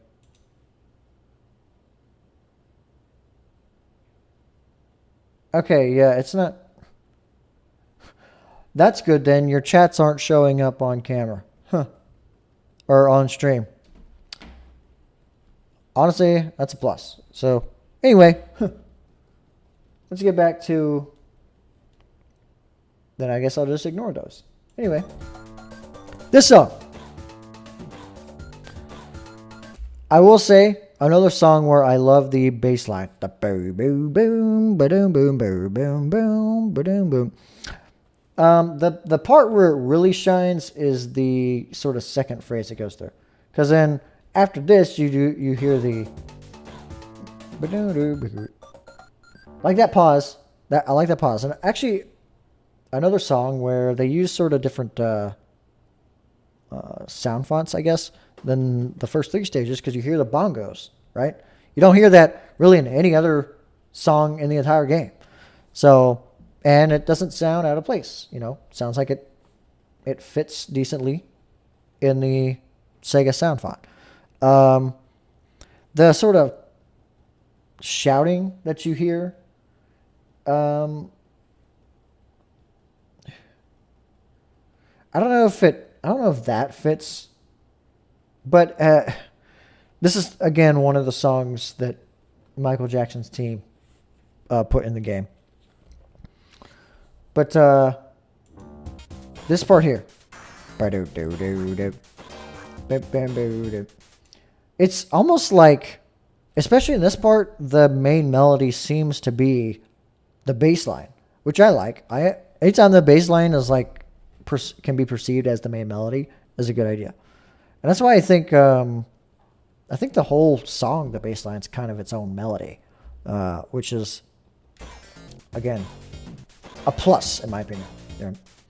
Because really, there's no other sort of melody going here. There's that. But then this part here, I feel like this is where the bass line shines, because I think now we have like an actual melody coming in the form of sort of a French horn sound. It sounds like a mix between a French horn and a violin, a synth violin. I mean, it's all synths. But this part is where the bass sort of is enhanced, I think. And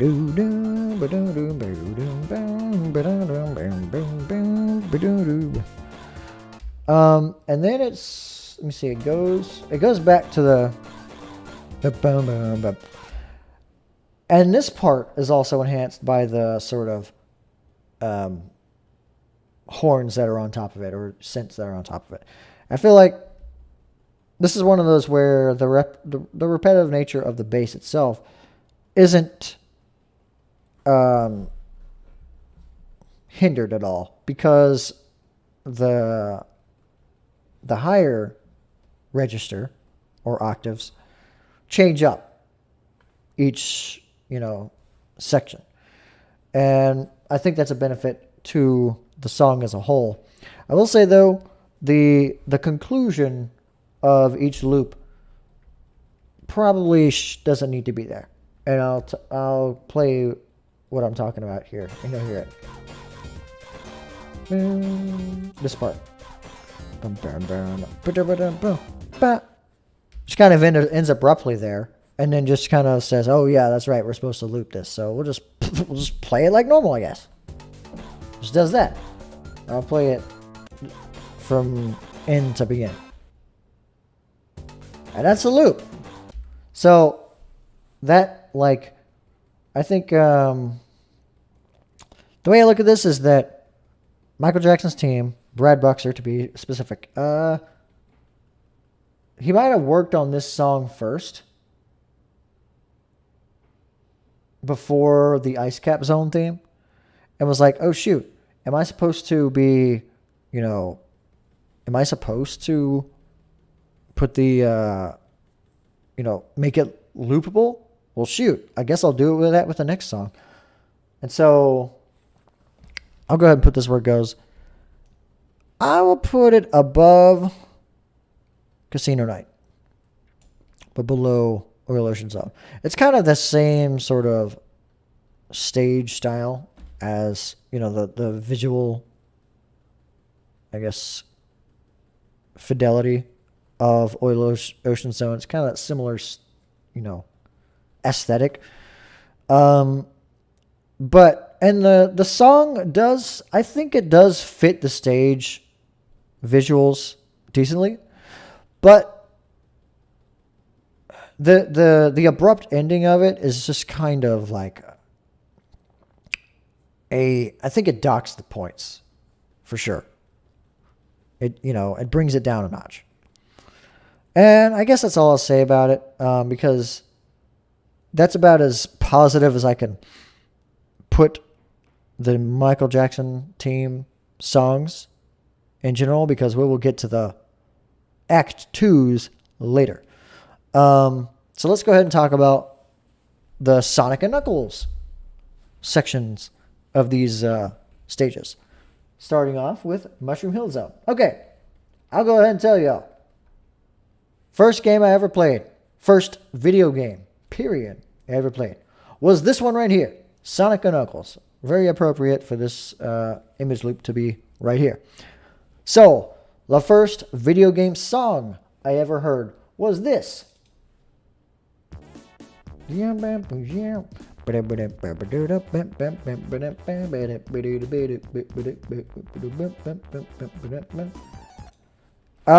guess this is jazz. So, I do like it's very bouncy feel, very swingy, very bouncy feel song. For that, I'll give it points, and I guess the bounciness of the song fits, since one of the sort of features of the stage is the mushrooms that you bounce on. Very bouncy stage. There's a lot of springs that bounce you around too. You're bouncing all over the place. Very bouncy sounding song. Again, just the bass line itself. It kind of sounds like just, if you're in a jazz band, somebody's playing on the double bass, and they're plucking the double bass, the dum dum dum dum dum dum dum dum, that kind of thing. And I think it's one of the few cases where because this is the first, like, if you're playing Sonic and Knuckles by itself, this is the first stage of the game. And so it's definitely different. It's probably the most different first stage as far as the music goes of all the games. I'll go ahead and put it where it goes. I'll put it above Marble Zone. Just because, like I said before, that Marble Zone sticks with me, easier.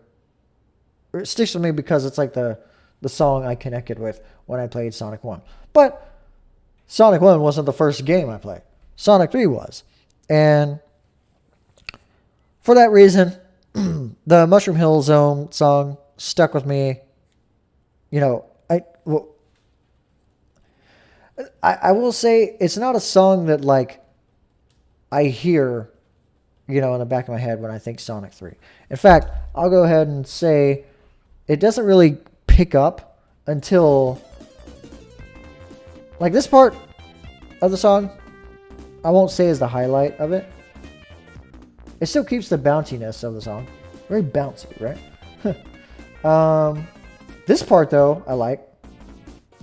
And this the back like sort of horn sounds in the back. I like that. And then we get into the sort of breakdown of the song. I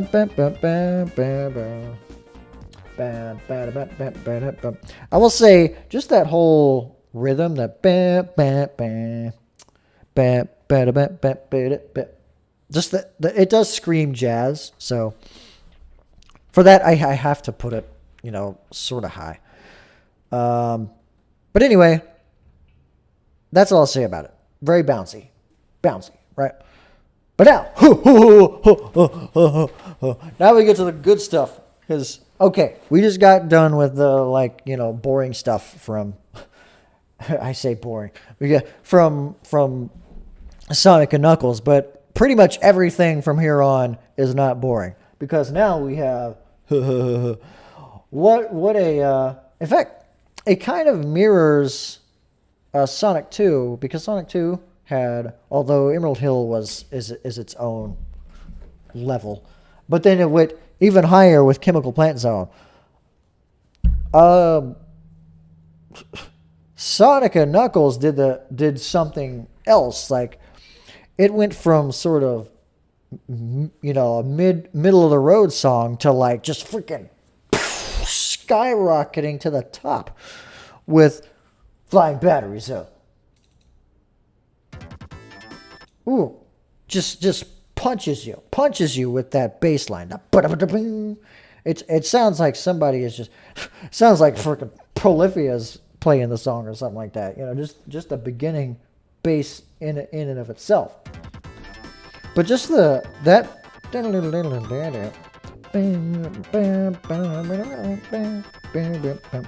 all of the every instrument that's like harmonizing with this in the song, like it, like if you listen to the song and you follow one track, you follow one instrument, I don't think you'll, in my opinion, if I follow like just one instrument in the song for each loop, I don't get bored listening to it. It's one of those songs where I could listen to this loop multiples of times and not get tired of it. I will say the original the original mix of the song did have a glitch, and the one I'm playing now has a glitch in it where each time it loops, the echo of the song gets farther and farther away to the point where if you play the song for like 5 loops, it sounds the echo of the song will be like 10 measures down the song. So I gotta sip. I've been going for too long without drinking anything. My mouth is kind of dry. But this song is like there's no. This is another song that has almost pretty much no low point. This is for sure a blues. Like a blues song. It's got the blues scale, but it's very like mechanical, right? It's got a mechanical feel to it. It fits the stage perfectly, I think. In fact, it's probably one of the most perfectly fitting songs for its stage. And this is the song, like, when I first played Sonic and Knuckles, this is the stage I always wanted to get to, because even back then I loved the song, loved the music of the stage. I'm gonna go ahead and say it. This goes above and beyond, but we're not even at the tip of the iceberg with Sonic and Knuckles, or Sonic 3 in general, because there's more. There's more. We still got, like, how many do we have left? We got 1, 2, 3, 4, 5, 6, 7, 8, 9, 10, 11, 12, 13, 26, 25, 24. 24 songs left. Holy crap. We're going to be here a whole other hour. I don't know if I can take this anymore. But because the like Act 2s have very similar sounds to the beginning, to the first line, we'll probably go through this a little quicker than we did Sonic 1 and 2. But now we're done with Flying Battery. I put it where it went. Long story short, one of the best song, like, in my opinion, where I put it. Better than Mystic Cave, better than Chemical Plant. Not as iconic, I will say, as Chemical Plant. Although, I think Sega themselves proved this song to be iconic when they revealed that Chemical Plant was going to be... No, Chemical Plant. Flying Battery was going to be in Sonic Mania, because they were, like, showing off Sonic Mania to like, a group. And then Flying Battery music played, and everybody was, like, cheering, like, oh my god, Flying Battery's coming back. And I'll be honest, I was there with them, because I just love the music. That's all I wanted Flying Battery for, was the music, even though the stage itself was probably not the most fun of all of them. But anyway, let's go ahead and skip to Sandopolis. No, what happened? Hello? This. I'll say, it's still on a high point. This is one of them songs that doesn't really have a low point. So it's going for the same sort of feel as Oil Ocean Zone. That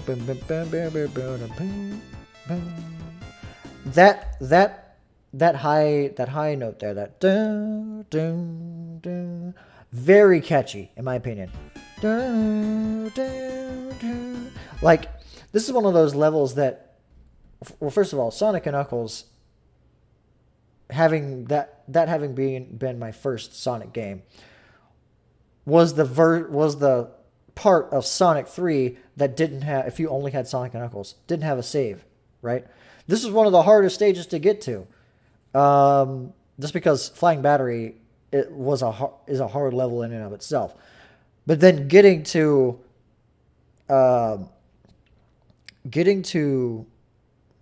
this stage, I always wanted to get to the stage, because, like, I was like, okay, I will persevere through Flying Battery just to get to Sandopolis, just because that song is so freaking bopping. And as a kid, and still now, I love the song. And again, there's no real low part of the song. This mid part is low in the sense that it's, not the,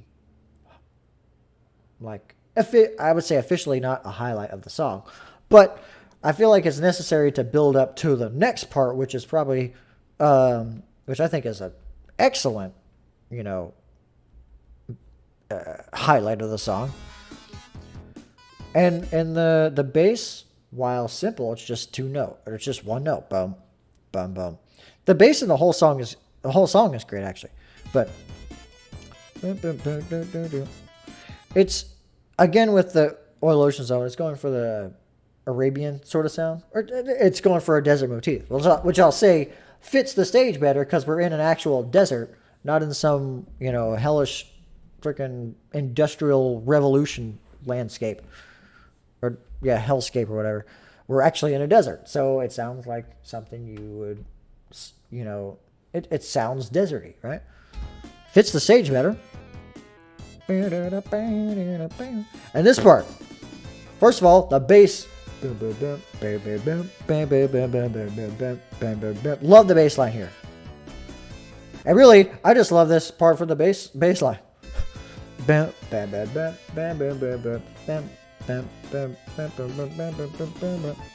Transition back to the beginning is great too. I'll go ahead and put this where it goes.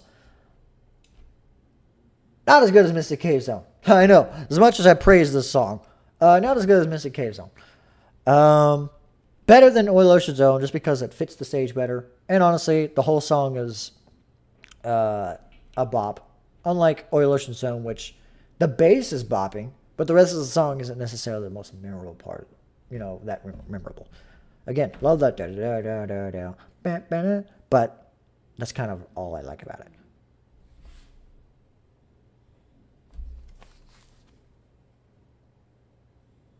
Oh my goodness, my dog is freaking snoring his lungs out. Jeez. Okay, sorry, that was distracting. I could hear him through the headphones. I was like, holy crap, my dog is freaking snoring like crazy.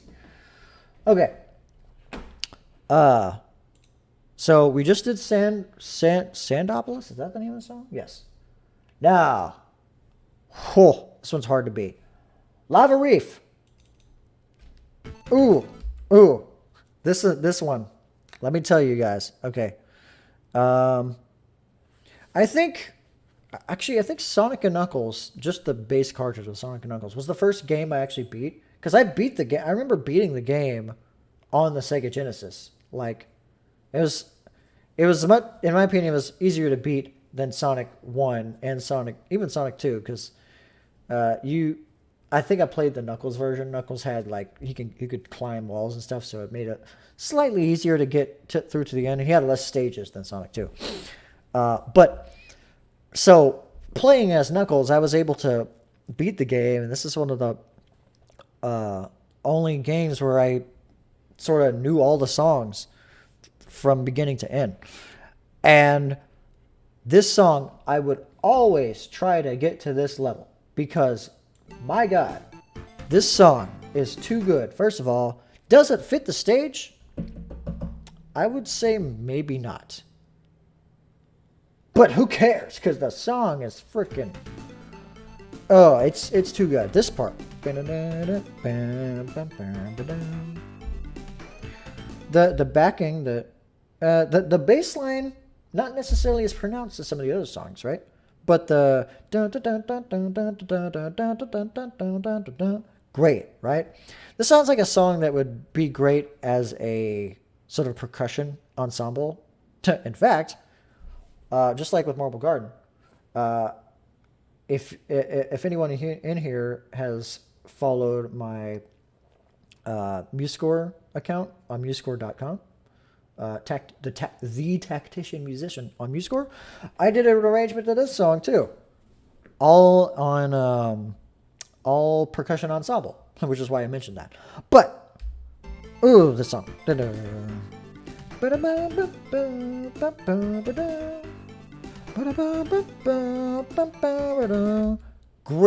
Great sort of motif there. And then this part,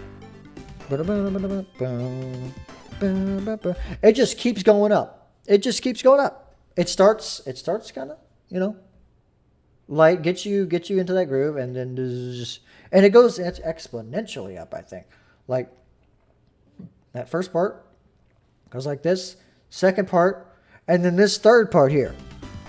It just freaking skyrockets.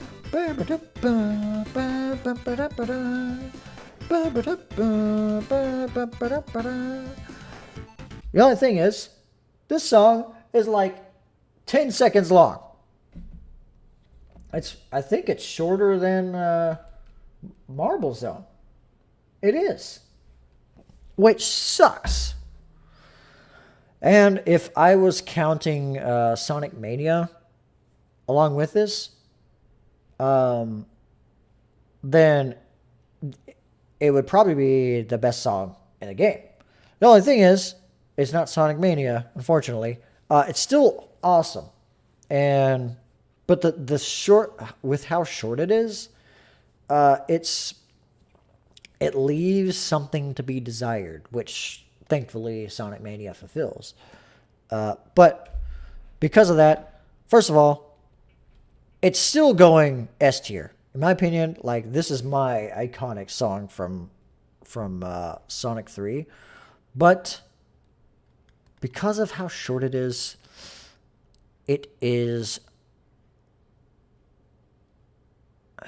not as good as Chemical Plant. Oh, it pains me to say it, but it just like the dog out there. That's not my dog, by the way. It's someone else's dog.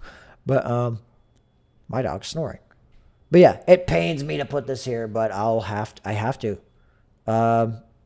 If it was the arrangement from Sonic Mania, it would be almost on top. Mateo Gonzalez. Hello, welcome to my stream where I am ranking all of the level music from Sonic 1 through 3 and Knuckles. We're actually on Sky Sanctuary. We still have all the Act 2s from Sonic 3 and Knuckles to go through, but we're on Sky Sanctuary Zone from Sonic and Knuckles. And as you can see, that's how I ranked all these. Sky Sanctuary. Took me forever to get to this stage when I first played it. And oh boy. I'm going to go ahead and put this right here. Unlike Lava Reef Zone, this stage is like twice as long, I think. Yes, it is nearly twice as long as Lava Reef. The only problem with this song is the tempo, or more specifically the rhythm, or I guess the time signature. That's what it is. It's hard to like get in the correct time because the actual count, the actual count for the song, it's 4/4 time. It's 1 2 3 4 1 2 3 4. The part that goes.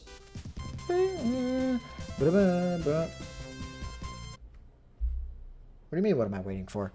But yeah, the melody,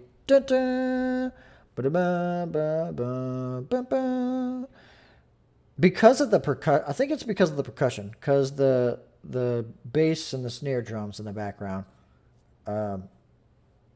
kind of make it difficult to keep up with the tempo. To the point where when it loops back around, it's like, wait a second, what's going on with the tempo here? So the proper like count is like, it's hard to explain, but the melody itself is freaking great. This is like, okay, for me when I first played the game, I played as Knuckles because shoot, Knuckles was dope, right?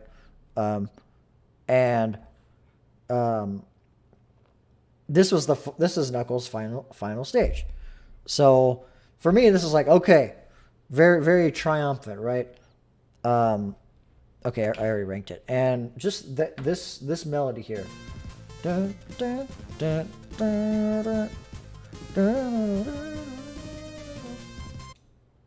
do you mean? Are you waiting for Sonic 3? What are you talking about? You mean Sonic?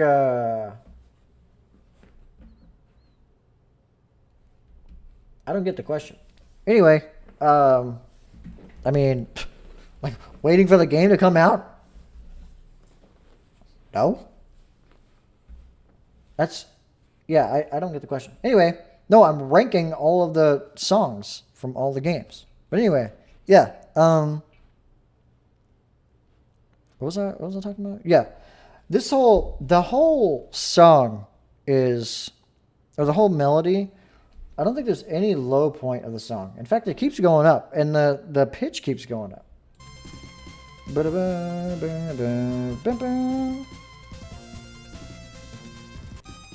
Yep, keeps going up, high pitch. Okay, it goes back to sort of the motif, and then it goes even higher than it went before.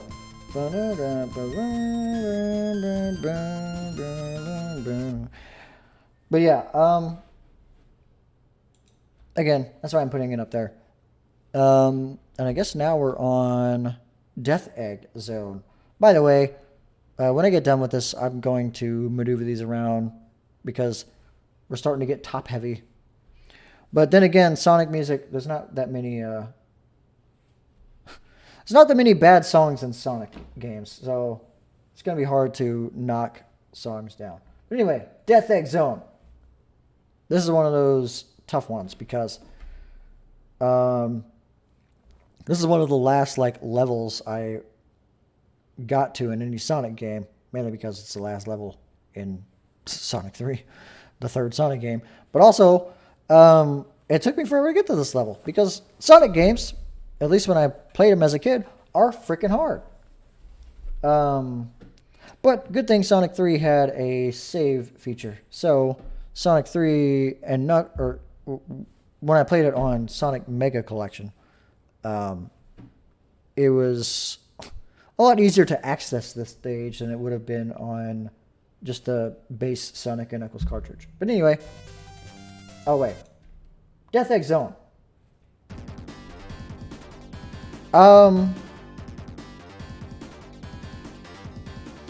I will say this version of Death Egg Zone is much better than the Sonic 2 version. Like massively better than the Sonic 2 version.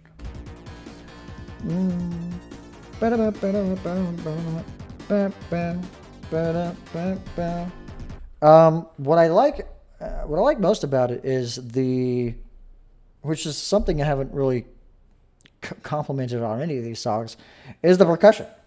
the bass drum and snare drum like rhythm. It reminds you know what it reminds me of? It reminds me, I mean it's not really the same rhythm, but it kind of gives me a freaking one from Metallica vibe.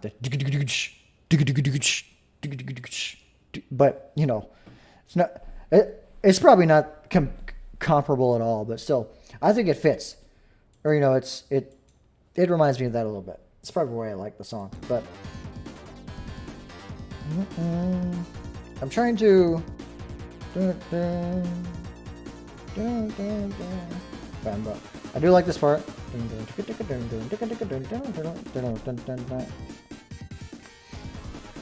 And this I think I did mention that the song for Death Egg Zone in Sonic 2 did fit the stage a little bit, but because of how quick you get to the first boss and the second boss, it's pretty like they didn't have to make it a grandiose song. This one, however, fits, and it fits honestly better than Death Egg Zone from Sonic 2 did. But where does it fit in here? Where?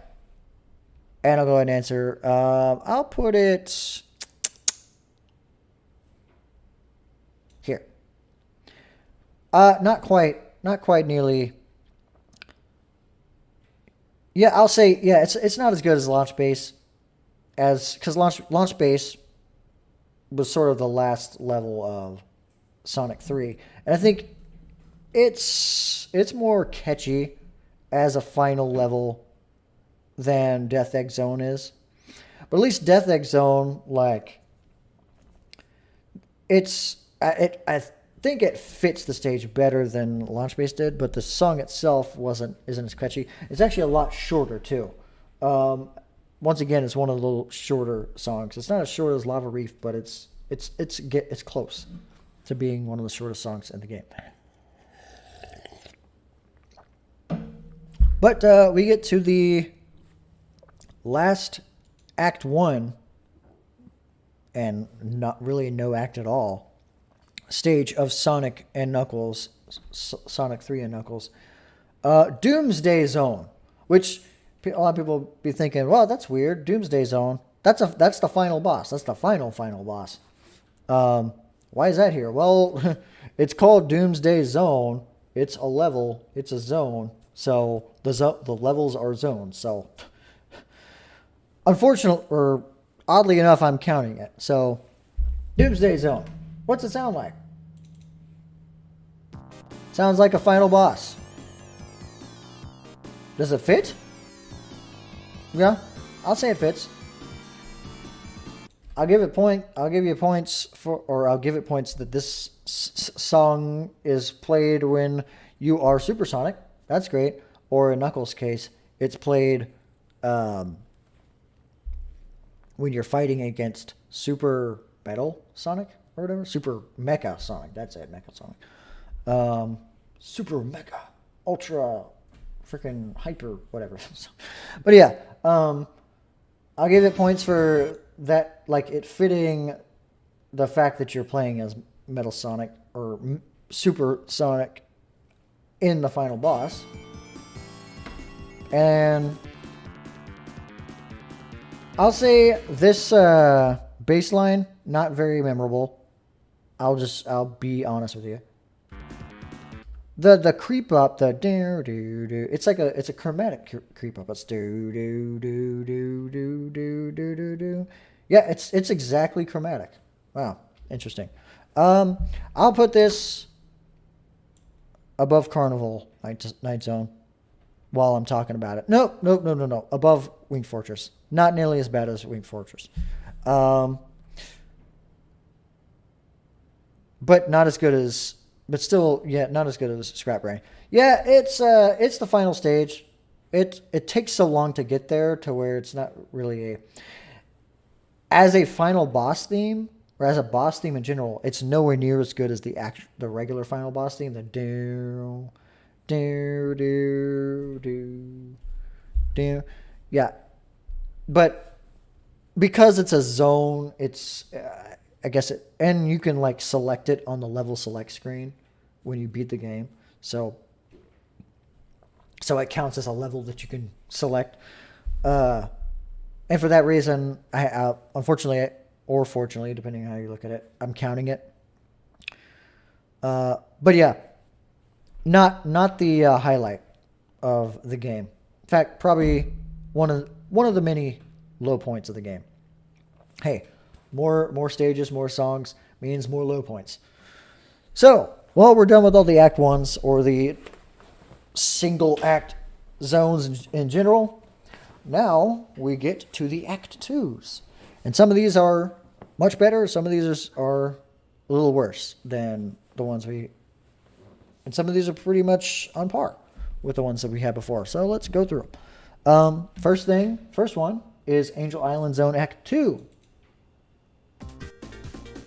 All right. First of all, they did the most, Sega did the most classic way to sort of convey, the happy looking scenery of Zone or, Act 1 versus the freaking scorched earth version of Act 2 of Angel Island Zone.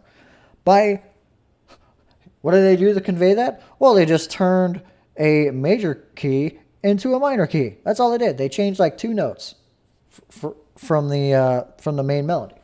So instead of like, it's like they changed 2 notes and now you get this. And it works. I think it does its job.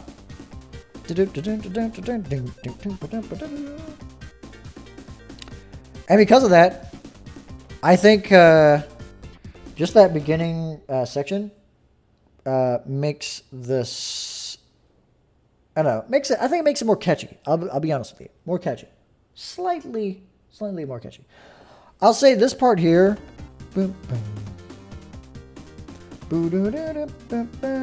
Not quite as memorable as that same section in Act 1. However, when we get to the main part of the song, it's a lot better, I think. And see, it's not that different. It's just like 2 notes. Like it's interesting how just changing 2. What the heck? My dog, man. Anyway, I need to get that dog a freaking CPAP machine. But yeah, just changing 2 half steps of the scale can like change the whole feeling of the song, and it works. Bum, bum, bum, bum, bum, bum.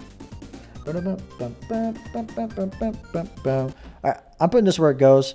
Where do we have? We had this here. Well, this is not going in the just Sonic, the B tier. This is going up here. It's going above Aquatic Ruin, above Green Hill. I will say, I might say this one might be. It's definitely more. I would say it's more iconic. I would put this among the iconic stage themes, just because it's the first stage theme that it's the first stage that has an Act 2 that's a different mix of the main theme. So I would say because of that, it was probably iconic at the time, just because of that change in music. So because of that too, it's probably on par with Green Hill Song. I don't know. Maybe the comments can correct me or something. But there's that. And unlike Angel Island's own Act 1, the sort of last part that brings you back to the beginning is like a little more memorable. And you can sort of, like if you're thinking of the song in your head, you can sort of, in my opinion, follow the notes better. I like that it's, I do like that it's, this part is mimicking the steel drums, but it's more like a marimba or like a xylophone. And the melody itself, I like it. And for that reason, it's going in the A tier, like smack dab in the middle of A. All right, now we're okay. So where did I put Hydro City or Hydrocity, however you want to pronounce it? I might piss some people off, but I always say Hydrocity. But okay, I put Hydro City, Act 1, in B tier at the top of B tier. Well, Act 2. This is the icon. I think this is probably the iconic song. This one right here. This one. Oh, they just crank. They crank Hydrocity up to 11. First we had Jazz, and unfortunately, this arrangement loses the Jazz, but it makes up 100-fold for the highlights of the song. Just that part there. Great start. Yeah, it sort of changes from a jazz feel, and it goes to sort of a more fast-paced blues scale. And this part coming up freaking knocks it out of the park.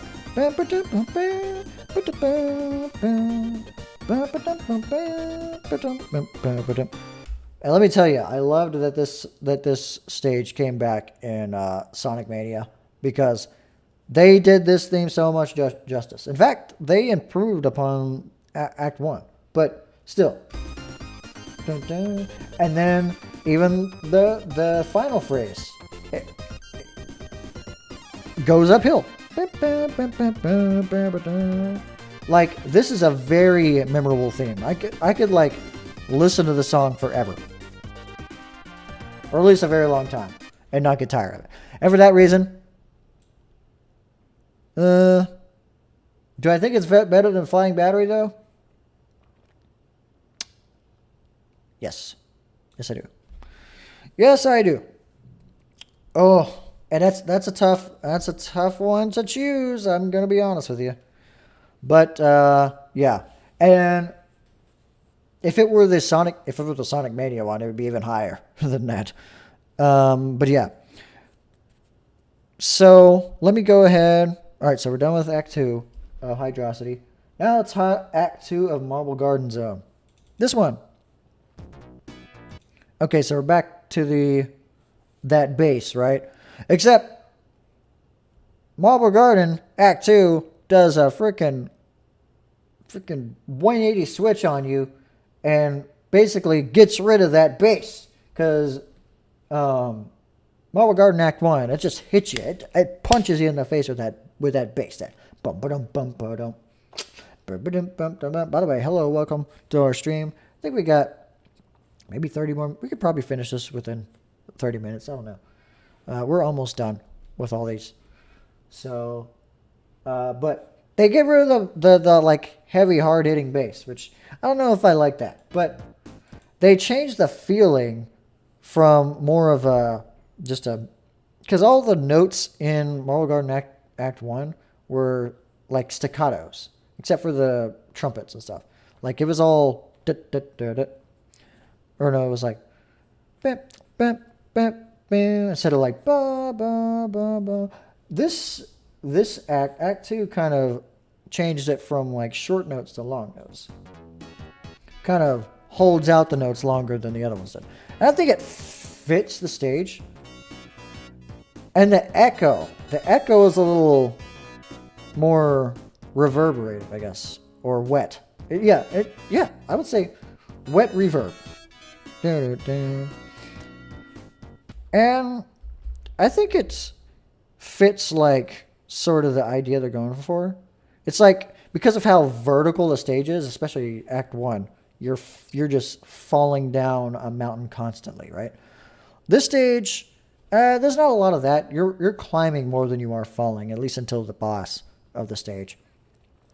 But it kind of, I think it accomplishes the sort of style they're going for more than Hilltop Zone does. So I'll give it points for that from Sonic 2 anyway. Yeah, so I like that. That part, it's kind of weird. Like, of all of the parts in the song, that staccato there, I think it could have done a little differently. I don't know. But then they fix it. And of course, that... Dun, dun. But then when we get to the main sort of chorus of the song, the bass line changes here, actually. Because in Act 1, it's like... which fits very well. But I think the sort of melody of the bass line is actually... It's more melodic. The melody of the bass line is more melodic. But do I think it's better than this? I'll say no. I think it's better than Hilltop Zone. And I think that's where I'm going to put it. Because I think I still like Hydrocity Zone a little better. Just slightly. And now, we get to the low points of the soundtrack here. Well, you saw what I ranked Carnival Night Zone Act 1 in this. Well, here's what Carnival Night Zone Act 2 sounds like. Okay. Starts the same. In fact, it's basically the same song. Except the melody is missing. Except here. Like, this part's still here. We still have the generic, like, the freaking stock circus theme.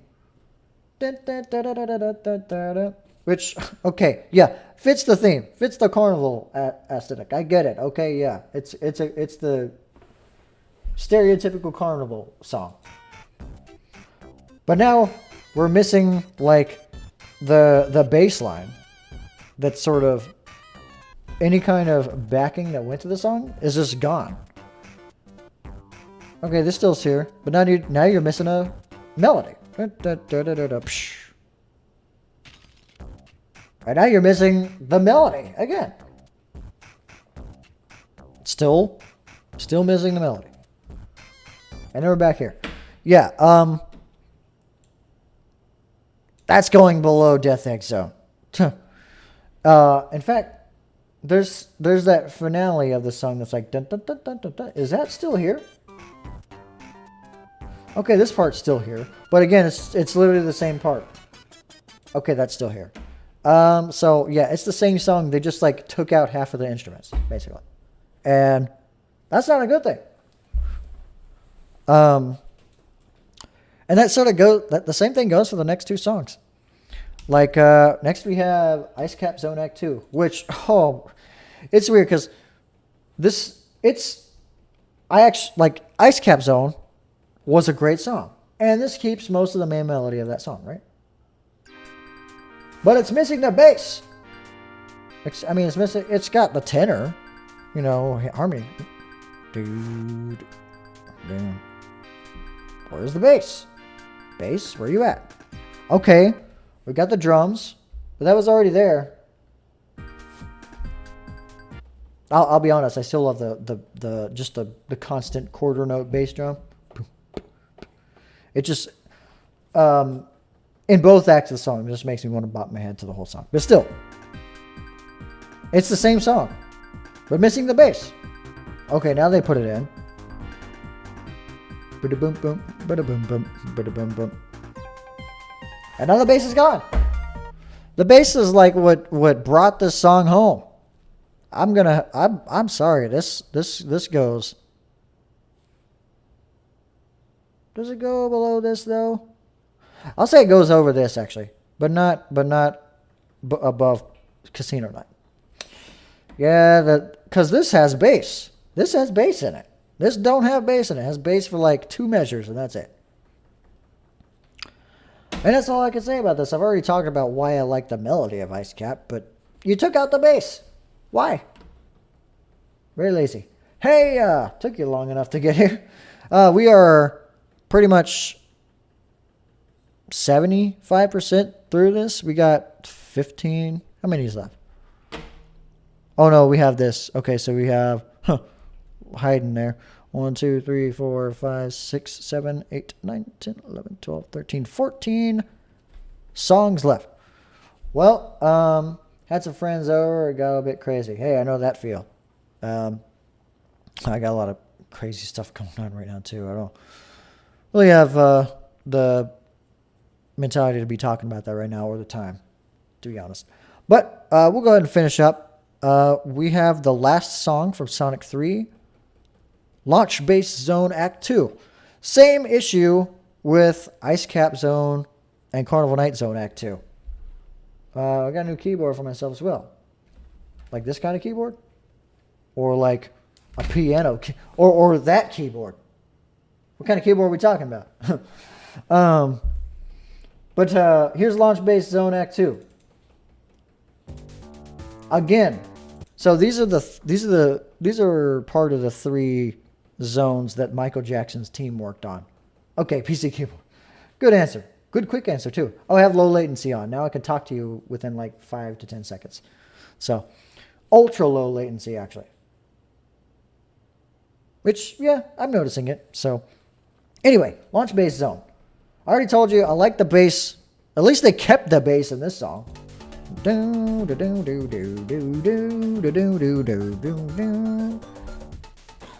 Oh, but now the bass is gone. Where's the bass?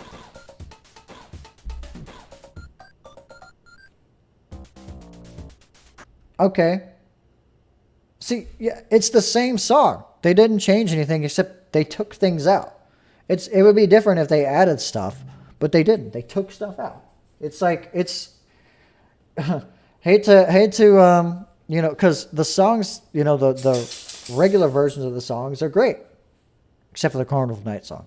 But like I said, I hate to disparage Michael Jackson's team, specifically Brad Buxer, but it's lazy. See, and they had the exact same like sound effects. Actually, they're missing the main part, which is the go. It comes in like all that's there is the bass and the like that's still there and the bass and a couple of the sound effects. Where's the now there's no bass. Oh, now here comes the go.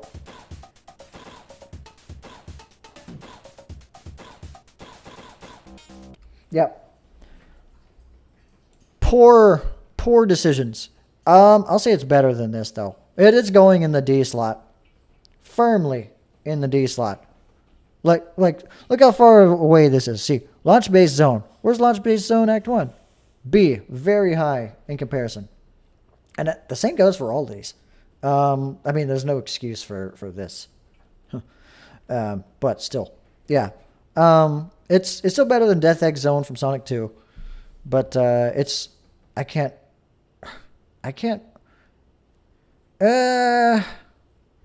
Yeah, I would say it's even worse than Carnival Night Zone Act 1. Because at least there's substance to that. Like, it's got something. They didn't take stuff out of that.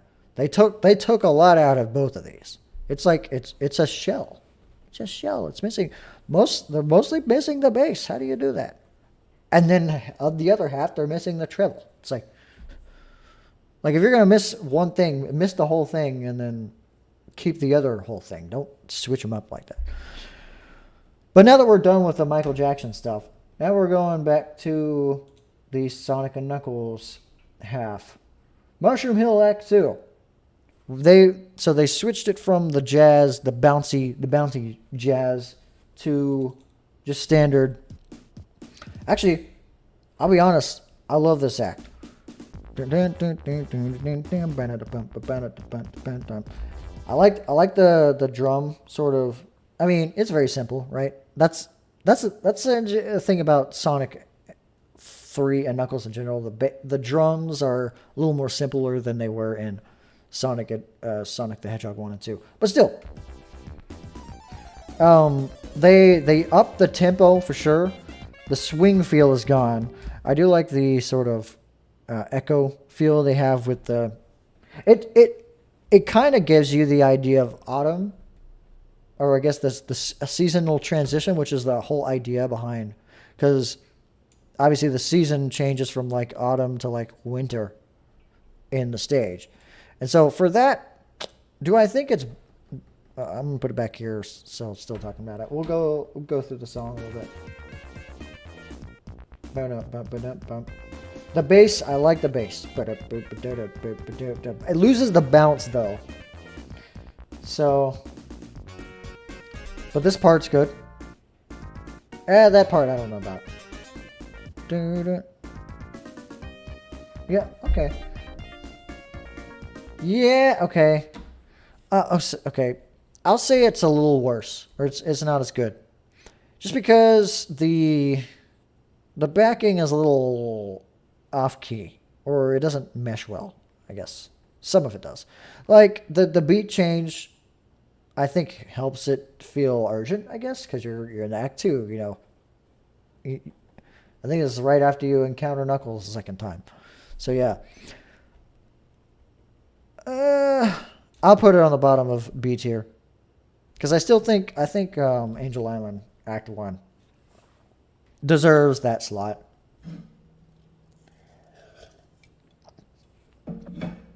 At the very least. However, we'll go ahead and skip past this because there's not that much difference except the tempo and a little bit of additives behind it. But now we're going back to Flying Battery. And this is one of those things where, in fact, this is probably the only stage where I'm going to already put it right here. Right next to each other. And it's one of the only stages where it's basically the same song but changed up a little bit. In fact, it sounds like something that would, you know, if it was played by like back to back, it would sound like a first verse and a second verse, and you wouldn't it just sounds like it goes hand in hand with each other, and it doesn't diminish it. First of all, that beginning, first act slapped you in the face with that bass, but this one slaps you in the face a completely different way. Slaps you in the face with a treble.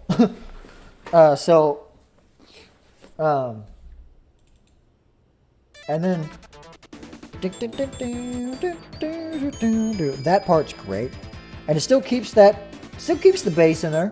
Not quite as punchy as Act 1, But the drums, I like the rhythm.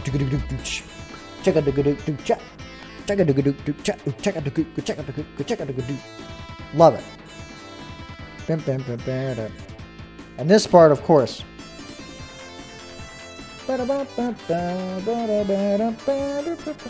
Pretty much the same. It's the same, you know, same tempo, same sort of melody, same key, everything.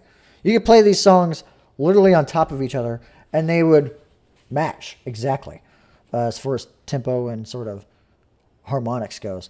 But it doesn't sound. It's not like repetitive, like or lazy. You know, a lazy remix like the Michael Jackson ones are. It's just complements it very well. I'll say, like I said, slight step up from Flying Battery Act 1. And I think I'll leave it at that. Now let's go to Sandopolis Act 2. Let's go ahead and play this. Sounds a lot darker, and appropriately, it's the scenery it fits the scenery perfectly. I'll say that. Probably the best one that in this game specifically that fits the scenery. Basically, you go from this. It sounds more closed. It sounds echoey. You're in a cave of sorts. The other one, you're out in the open. You're out in the open sands, right? But then you go into this temple or this, sand pyramid, whatever, this Egyptian pyramid, and now you're in this temple here or whatever, and it's dark and it gets dark and it sounds gritty,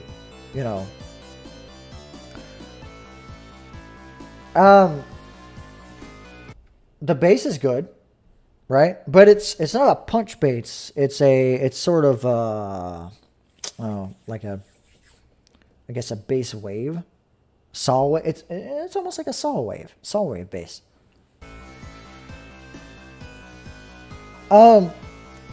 It's the same key. That's one thing to keep in mind. Up. I do like that it goes back to the just, the drum rhythm here. And so it like there's a groove to it, I guess. And it does have that. I forgot how the sort of breakdown goes. Yep, keeps that low bass line.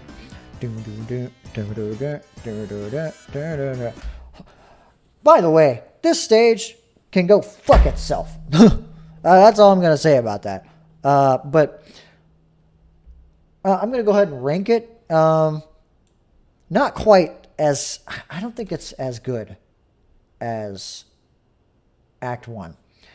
The more fast pace of Sandopolis Zone Act 1, I think greatly helps it, push it above, the A tier. This one, it fits the stage very well, probably better than the upper one does. In fact, I'll say both of them, like both Act 1 and 2 fit it better than like both acts of any of the other like full stages.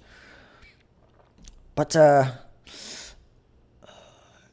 I'll put it just below Green Hill.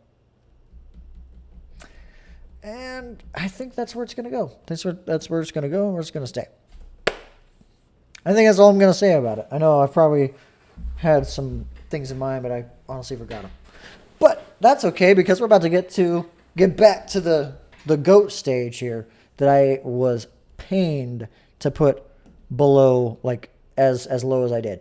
Lava Reef. Well, now we're back to Lava Reef Zone Act 2, or for some people it would be called Hidden Palace Zone, which Hidden Palace Zone is the place where all the Chaos Emeralds are, where all the secrets are revealed about Eggman's plans and stuff.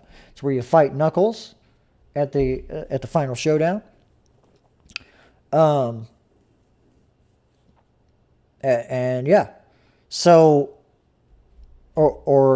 and in this case, it's the second act of Lava Reef Zone, and this is what it sounds like.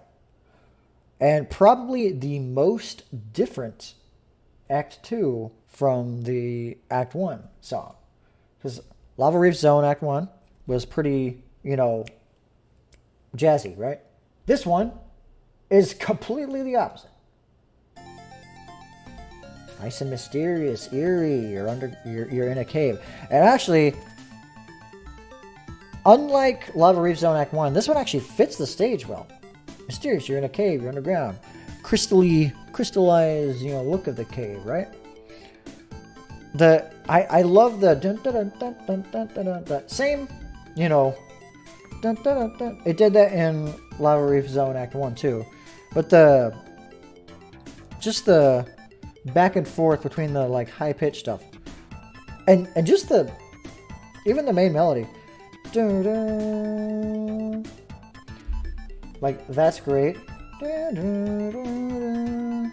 Very eerie, Oh, this part. Love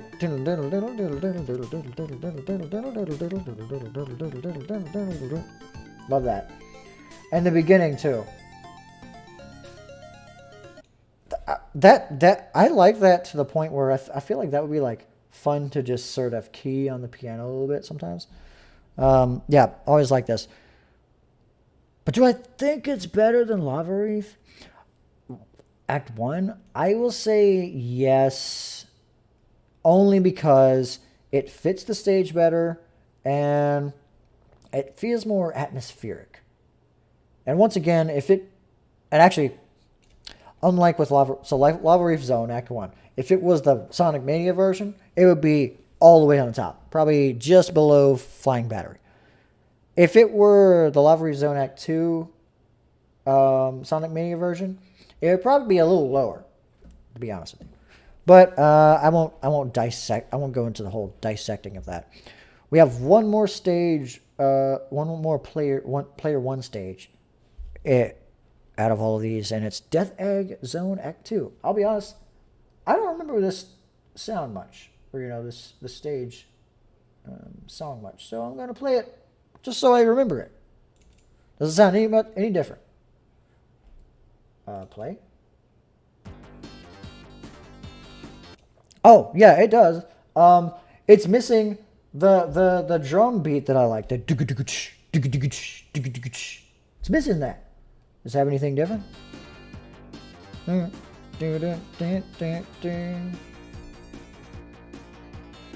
Okay, it's.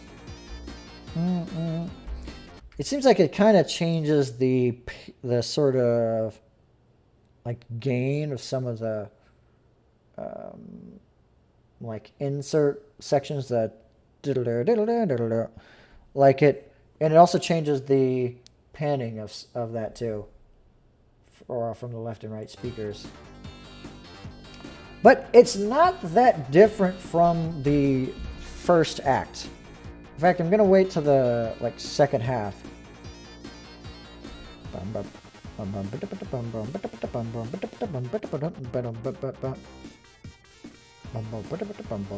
Does it change at all?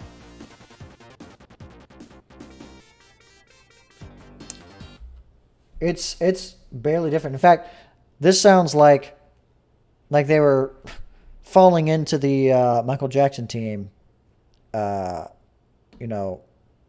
trap of the second act being not that much different from the first act and losing some of the charm.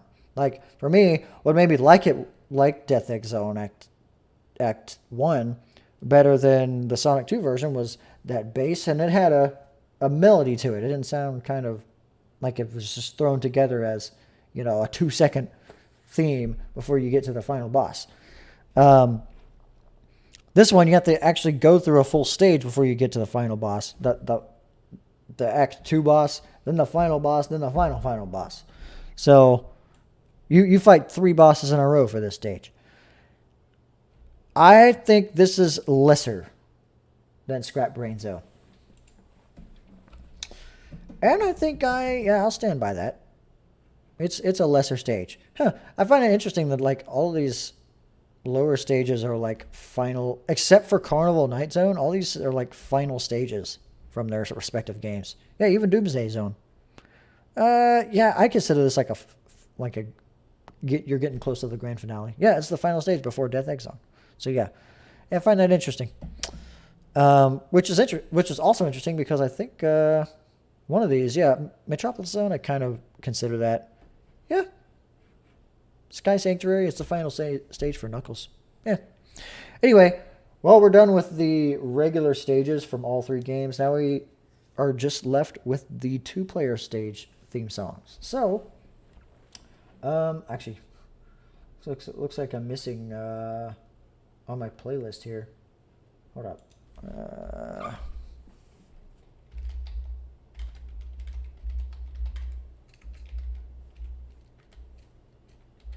Let me see this. Aha! Where's it at?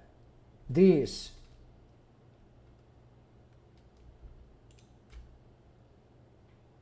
Is that? Yeah. Okay. Okay, I'm good. I was just like, where do these things go? Oh, I'm sorry. I didn't really want to be doing this on stream, but no, I guess it worked. Okay, so now after Death Egg Zone, we're going back to Sonic the Hedgehog 2, the two-player version of Emerald Hill Zone. Well, does it stack up to Emerald Hill Zone from the single-player version?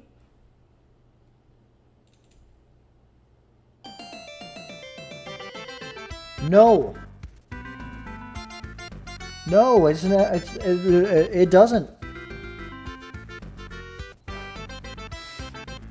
Honestly, it sounds like a freaking like someone was just like, oh yeah, just throw something together.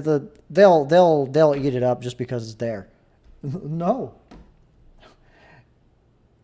It doesn't sound lazy. Like, yeah, okay, they created they made something new, something drastically different, for sure.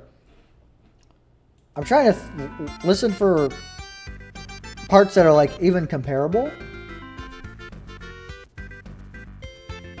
This part. Bum, bum, bum. I will say I do remember this part a lot because I used to play this with my siblings a lot. So.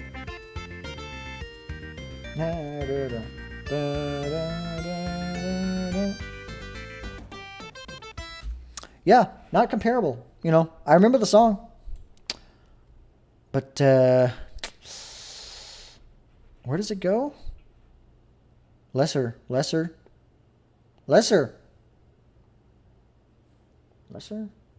Yes, lesser. But greater than that. Okay. I think that's where it goes. Well, it looks like I broke the sort of freaking rank here. Because we were like, oh yeah, these are all final levels of their respective games. Not this one. All right. Well, we're done with that. And honestly, I don't want to listen to that song anymore. I prefer.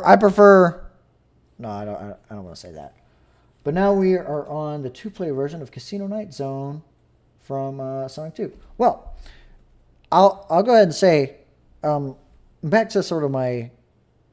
I'll sort of reiterate that. When I was first playing Sonic 2, I never really got, at least in my first times playing it, I had a hard time getting to some of the later stages, including the Casino Night version of the song. So for the longest time, the only thing I knew about Casino Night Zone was this version of the song, which I'm going to go ahead and play. This, which we're back to a jazzy sound.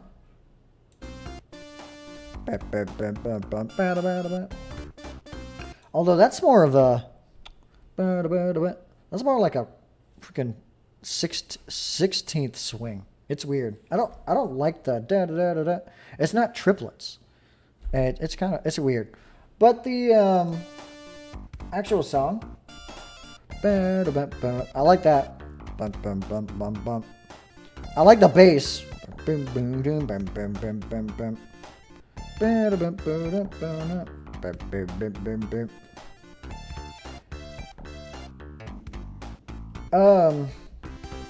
This part I'm not too fond of. And it basically does that for the rest of the song. And then loops back to the beginning. Uh, I'll say I don't like it as good as this, as the main version, but I like it definitely better than the two-player version of Emerald Hill. I will put it just above this. Yeah, yeah, I think I still like Inkline on Sun better. Uh, yeah. After like after a long while, I stopped playing the two-player versions, or two players on the old Sonic games, and this is well after we had more modern versions of Sonic games. Because I think we had this game, or we had a Sonic Mega Collection at the same time that we had Sonic Sonic Adventure 2 Battle. Yeah. So, and of course that had at least quite a little bit better of a two-player game, or two-player mode. But yeah,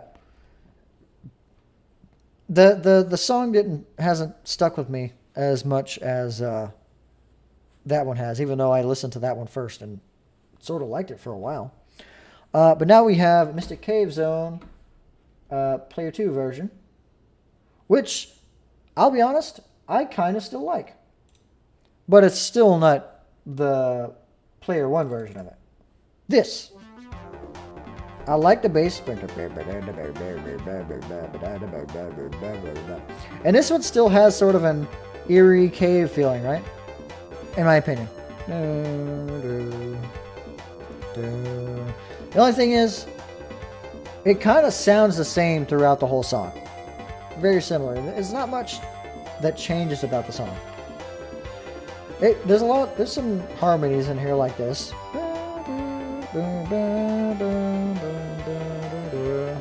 But there's no real like switch ups, which is why I did like the one-player version, single-player version of Mystic Cave Zone.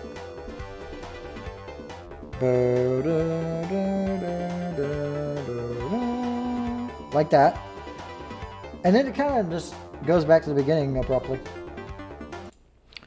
But do I? I will say I think I do like it better than some of these. In fact, I might like it better than Mushroom Hill. No. Maybe Marble. It's a tough one to choose. But yeah, I think I like it better than Marble Zone. Like I said, again, tough to pick that, but I'll have to go with it. And I'll go ahead and move on to the multiplayer versions or multiplayer stages from Sonic 3. Unlike with Sonic 2, these are all completely new stages. And actually, all these songs, save for one, are good. Like they could pass off as regular stages for the main game. In fact, I kind of hope that I think it would be cool if Sonic Origins would like make these into actual stages for the game. Like, I wish they would do that, but probably won't. But that would be dope.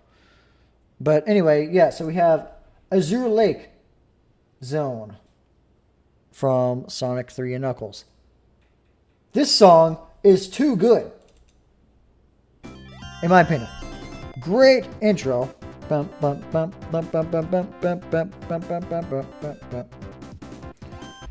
funny thing about the song is that the bass line, it's the same note throughout the whole song, except for one little octave shift, one time per measure. So it's like dun dun dun dun dun dun dun dun dun dun dun dun dun dun dun dun.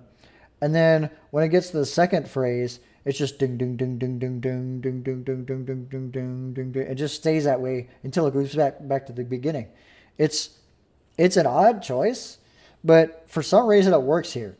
And actually, the entire song is in one key. There's no key change at all. There's no accidentals. It's just one key the whole song. And I like it. This part here. Oh, there's my dog. Hold up.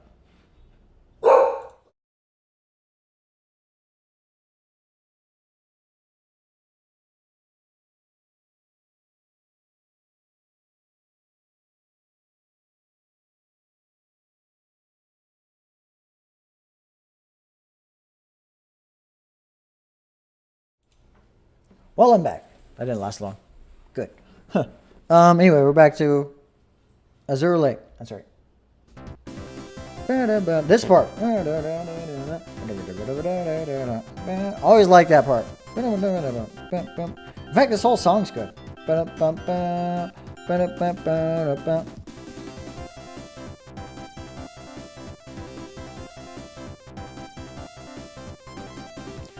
Like that part too. That it's this. In fact, this song really has no low point. It's fast paced the whole song. There's no, split up or anything.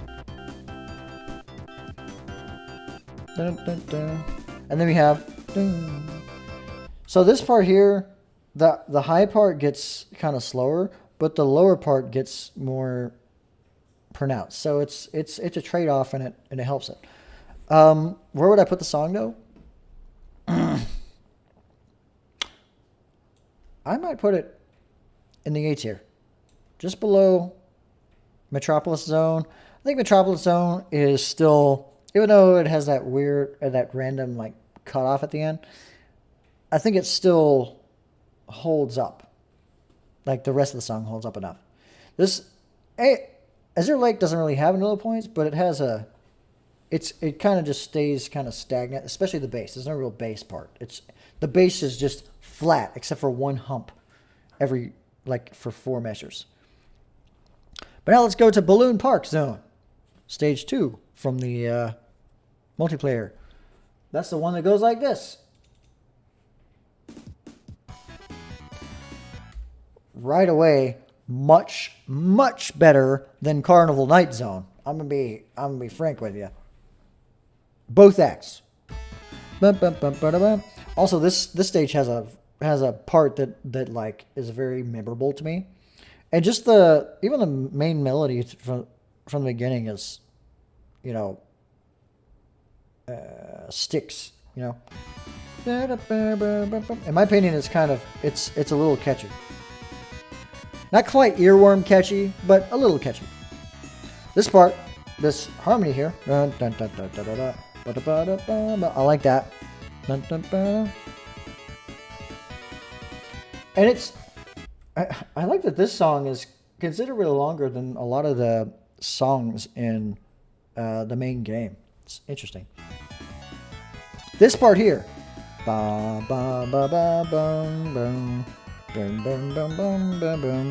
like this. Really like it. There's this awesome remix where someone used the sound fonts from Sonic Mania and remixed this song to that, and it sounds phenomenal. Sounds like it just came right out of Sonic Mania, and again, works really well. I'm gonna put it right here.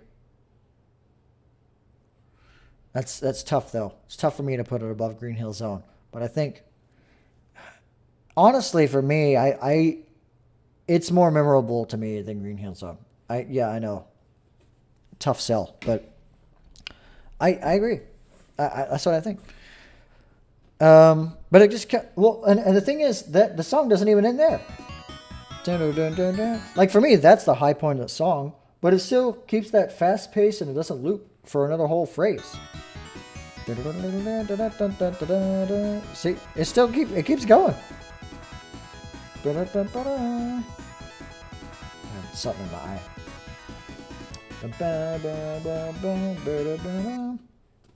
Great song. Now we get to Chrome Gadget Zone. All right, so interesting about this. I used to not think much about this song because when I played it 2 players as a kid, it didn't really stick out, when I first listened to it. But it was interesting. After there's another remix for this song. It's not a Sonic Mania remix, but it's like a jazz remix. And because of my newfound, like for jazz, music, I started to kind of grow to like this song. And the weird thing, it's not. Oh well, this song. It starts on a low. It's kind of laid back, right? It's a lower tone, you know. I do like this though. And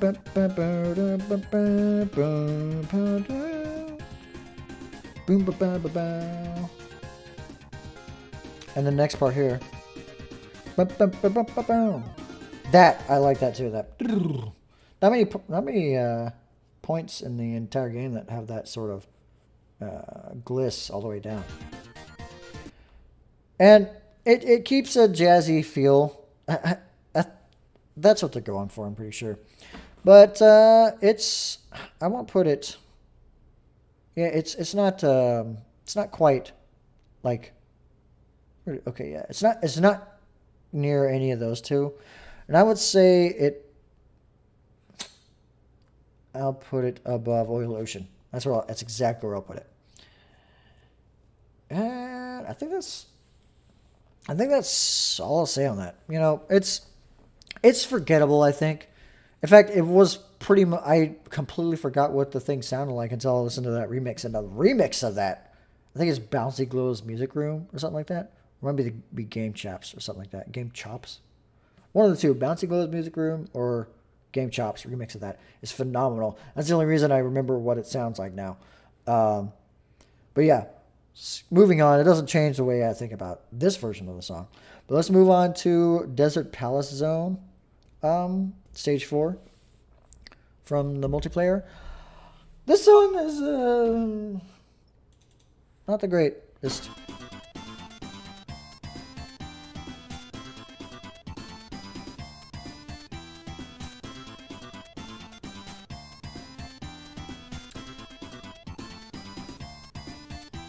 First of all, you went from this phenomenally orchestrated desert theme that went with a desert, right? Then you went from this like really good song for a stage that wasn't a desert, but it sounded like it went to a desert. And then you make a desert level with a song that doesn't sound like it doesn't, with a song that doesn't sound like it goes to a desert.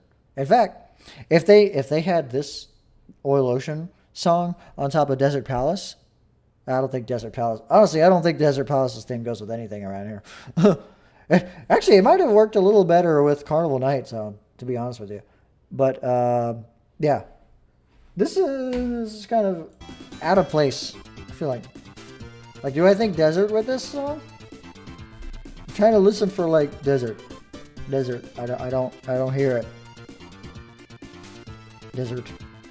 Desert. Nope, not hearing it. I do like this part though. I'm wondering if I don't think Michael Jackson would have had a hand in this. Actually, these might have been some of these, like the multiplayer songs might have been one of the few ones written by Jin Sonoe. That's an interesting thought to consider. Well, this is going down here.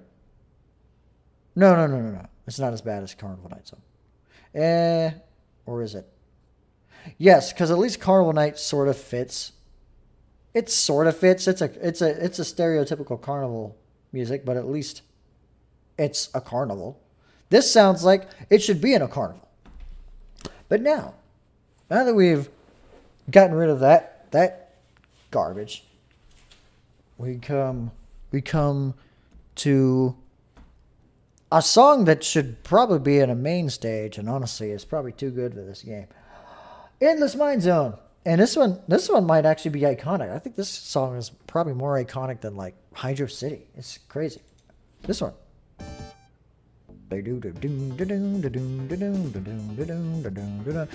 Iconic enough to the point where they used it in the remix, the Sonic Generation remix of City Escape. And I find it odd that, fun, or at least interesting that they decided that this song was, actually it's in the same key too, but it like fit well enough with City Escape that they decided to combine the songs together. It's interesting, but the song is great, and it's not a short song either. And the main melody.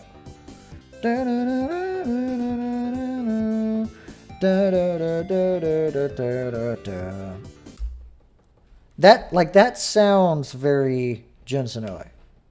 I don't know. Does that sound right to you? I think we might be on the Jun Senoi side of Sonic with these five, because there's some songs from Senoi that are like don't always hit the right. But when he gets a song right, he gets it right, and that's why I think this one might be on something for Senoi. But where would I put it on here? Because I'm trying to. And I remember like wanting to play two players a lot just to hear this song sometimes. Actually, interesting enough, I think it's the same key as Starlight Zone. Because I was thinking, oh, I'll put it next to Starlight Zone. Maybe just below it. Because I think Starlight Zone, both of these are like memorable songs from their respective games. I think they're pretty iconic from either game. Anyone who like knows more than Green Hill Zone probably knows Starlight Zone. And Endless Mine Zone is iconic enough from Sonic 3 and Knuckles, so that they've used it multiple times. But yeah, I think it goes there. And well, looks like we're out of choices here, which means this is what you see is what you get. Although, are any of these actually?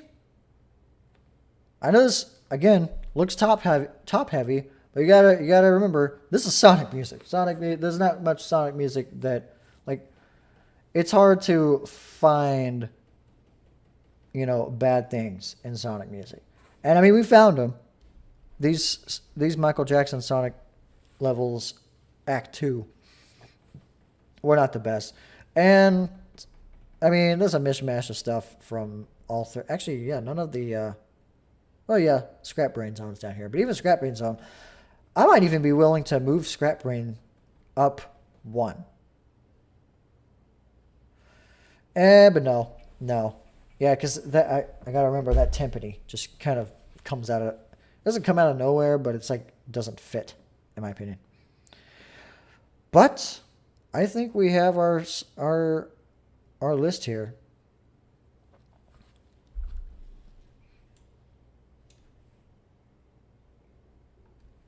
No. Yeah, okay. Yeah, this is it. This is the list. I think we've hit our. Yeah. Again, Lava Reef Zone. Oh, if only the song was like 4 measures longer, it'd be a little higher. Or if it was the Mania version. I think we are done with our tier list.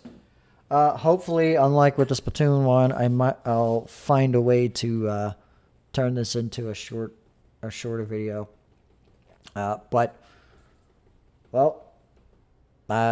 we have our tier list. So if you guys enjoyed this, or you're watching this after the stream has gone up, then feel free to hit the like button, or and comment. Where you thought some of these would have gone. Let me know if I was like horribly far off with any of these songs. Like, geez, how the hell would you put Carnival Night Zone Act 2 on the D slot? That goes freaking that should go an S plus. You need an S plus rank just for that song. Hey, that's. You let me know. I'll definitely take that into consideration. I promise. But yeah, jokes aside, thank you all for watching this, and all of you who came and went as I was streaming as well. So I'll see you guys in the next one. Let me actually look at y'all. See y'all guys in the next one. So yeah, Peace. Peace out.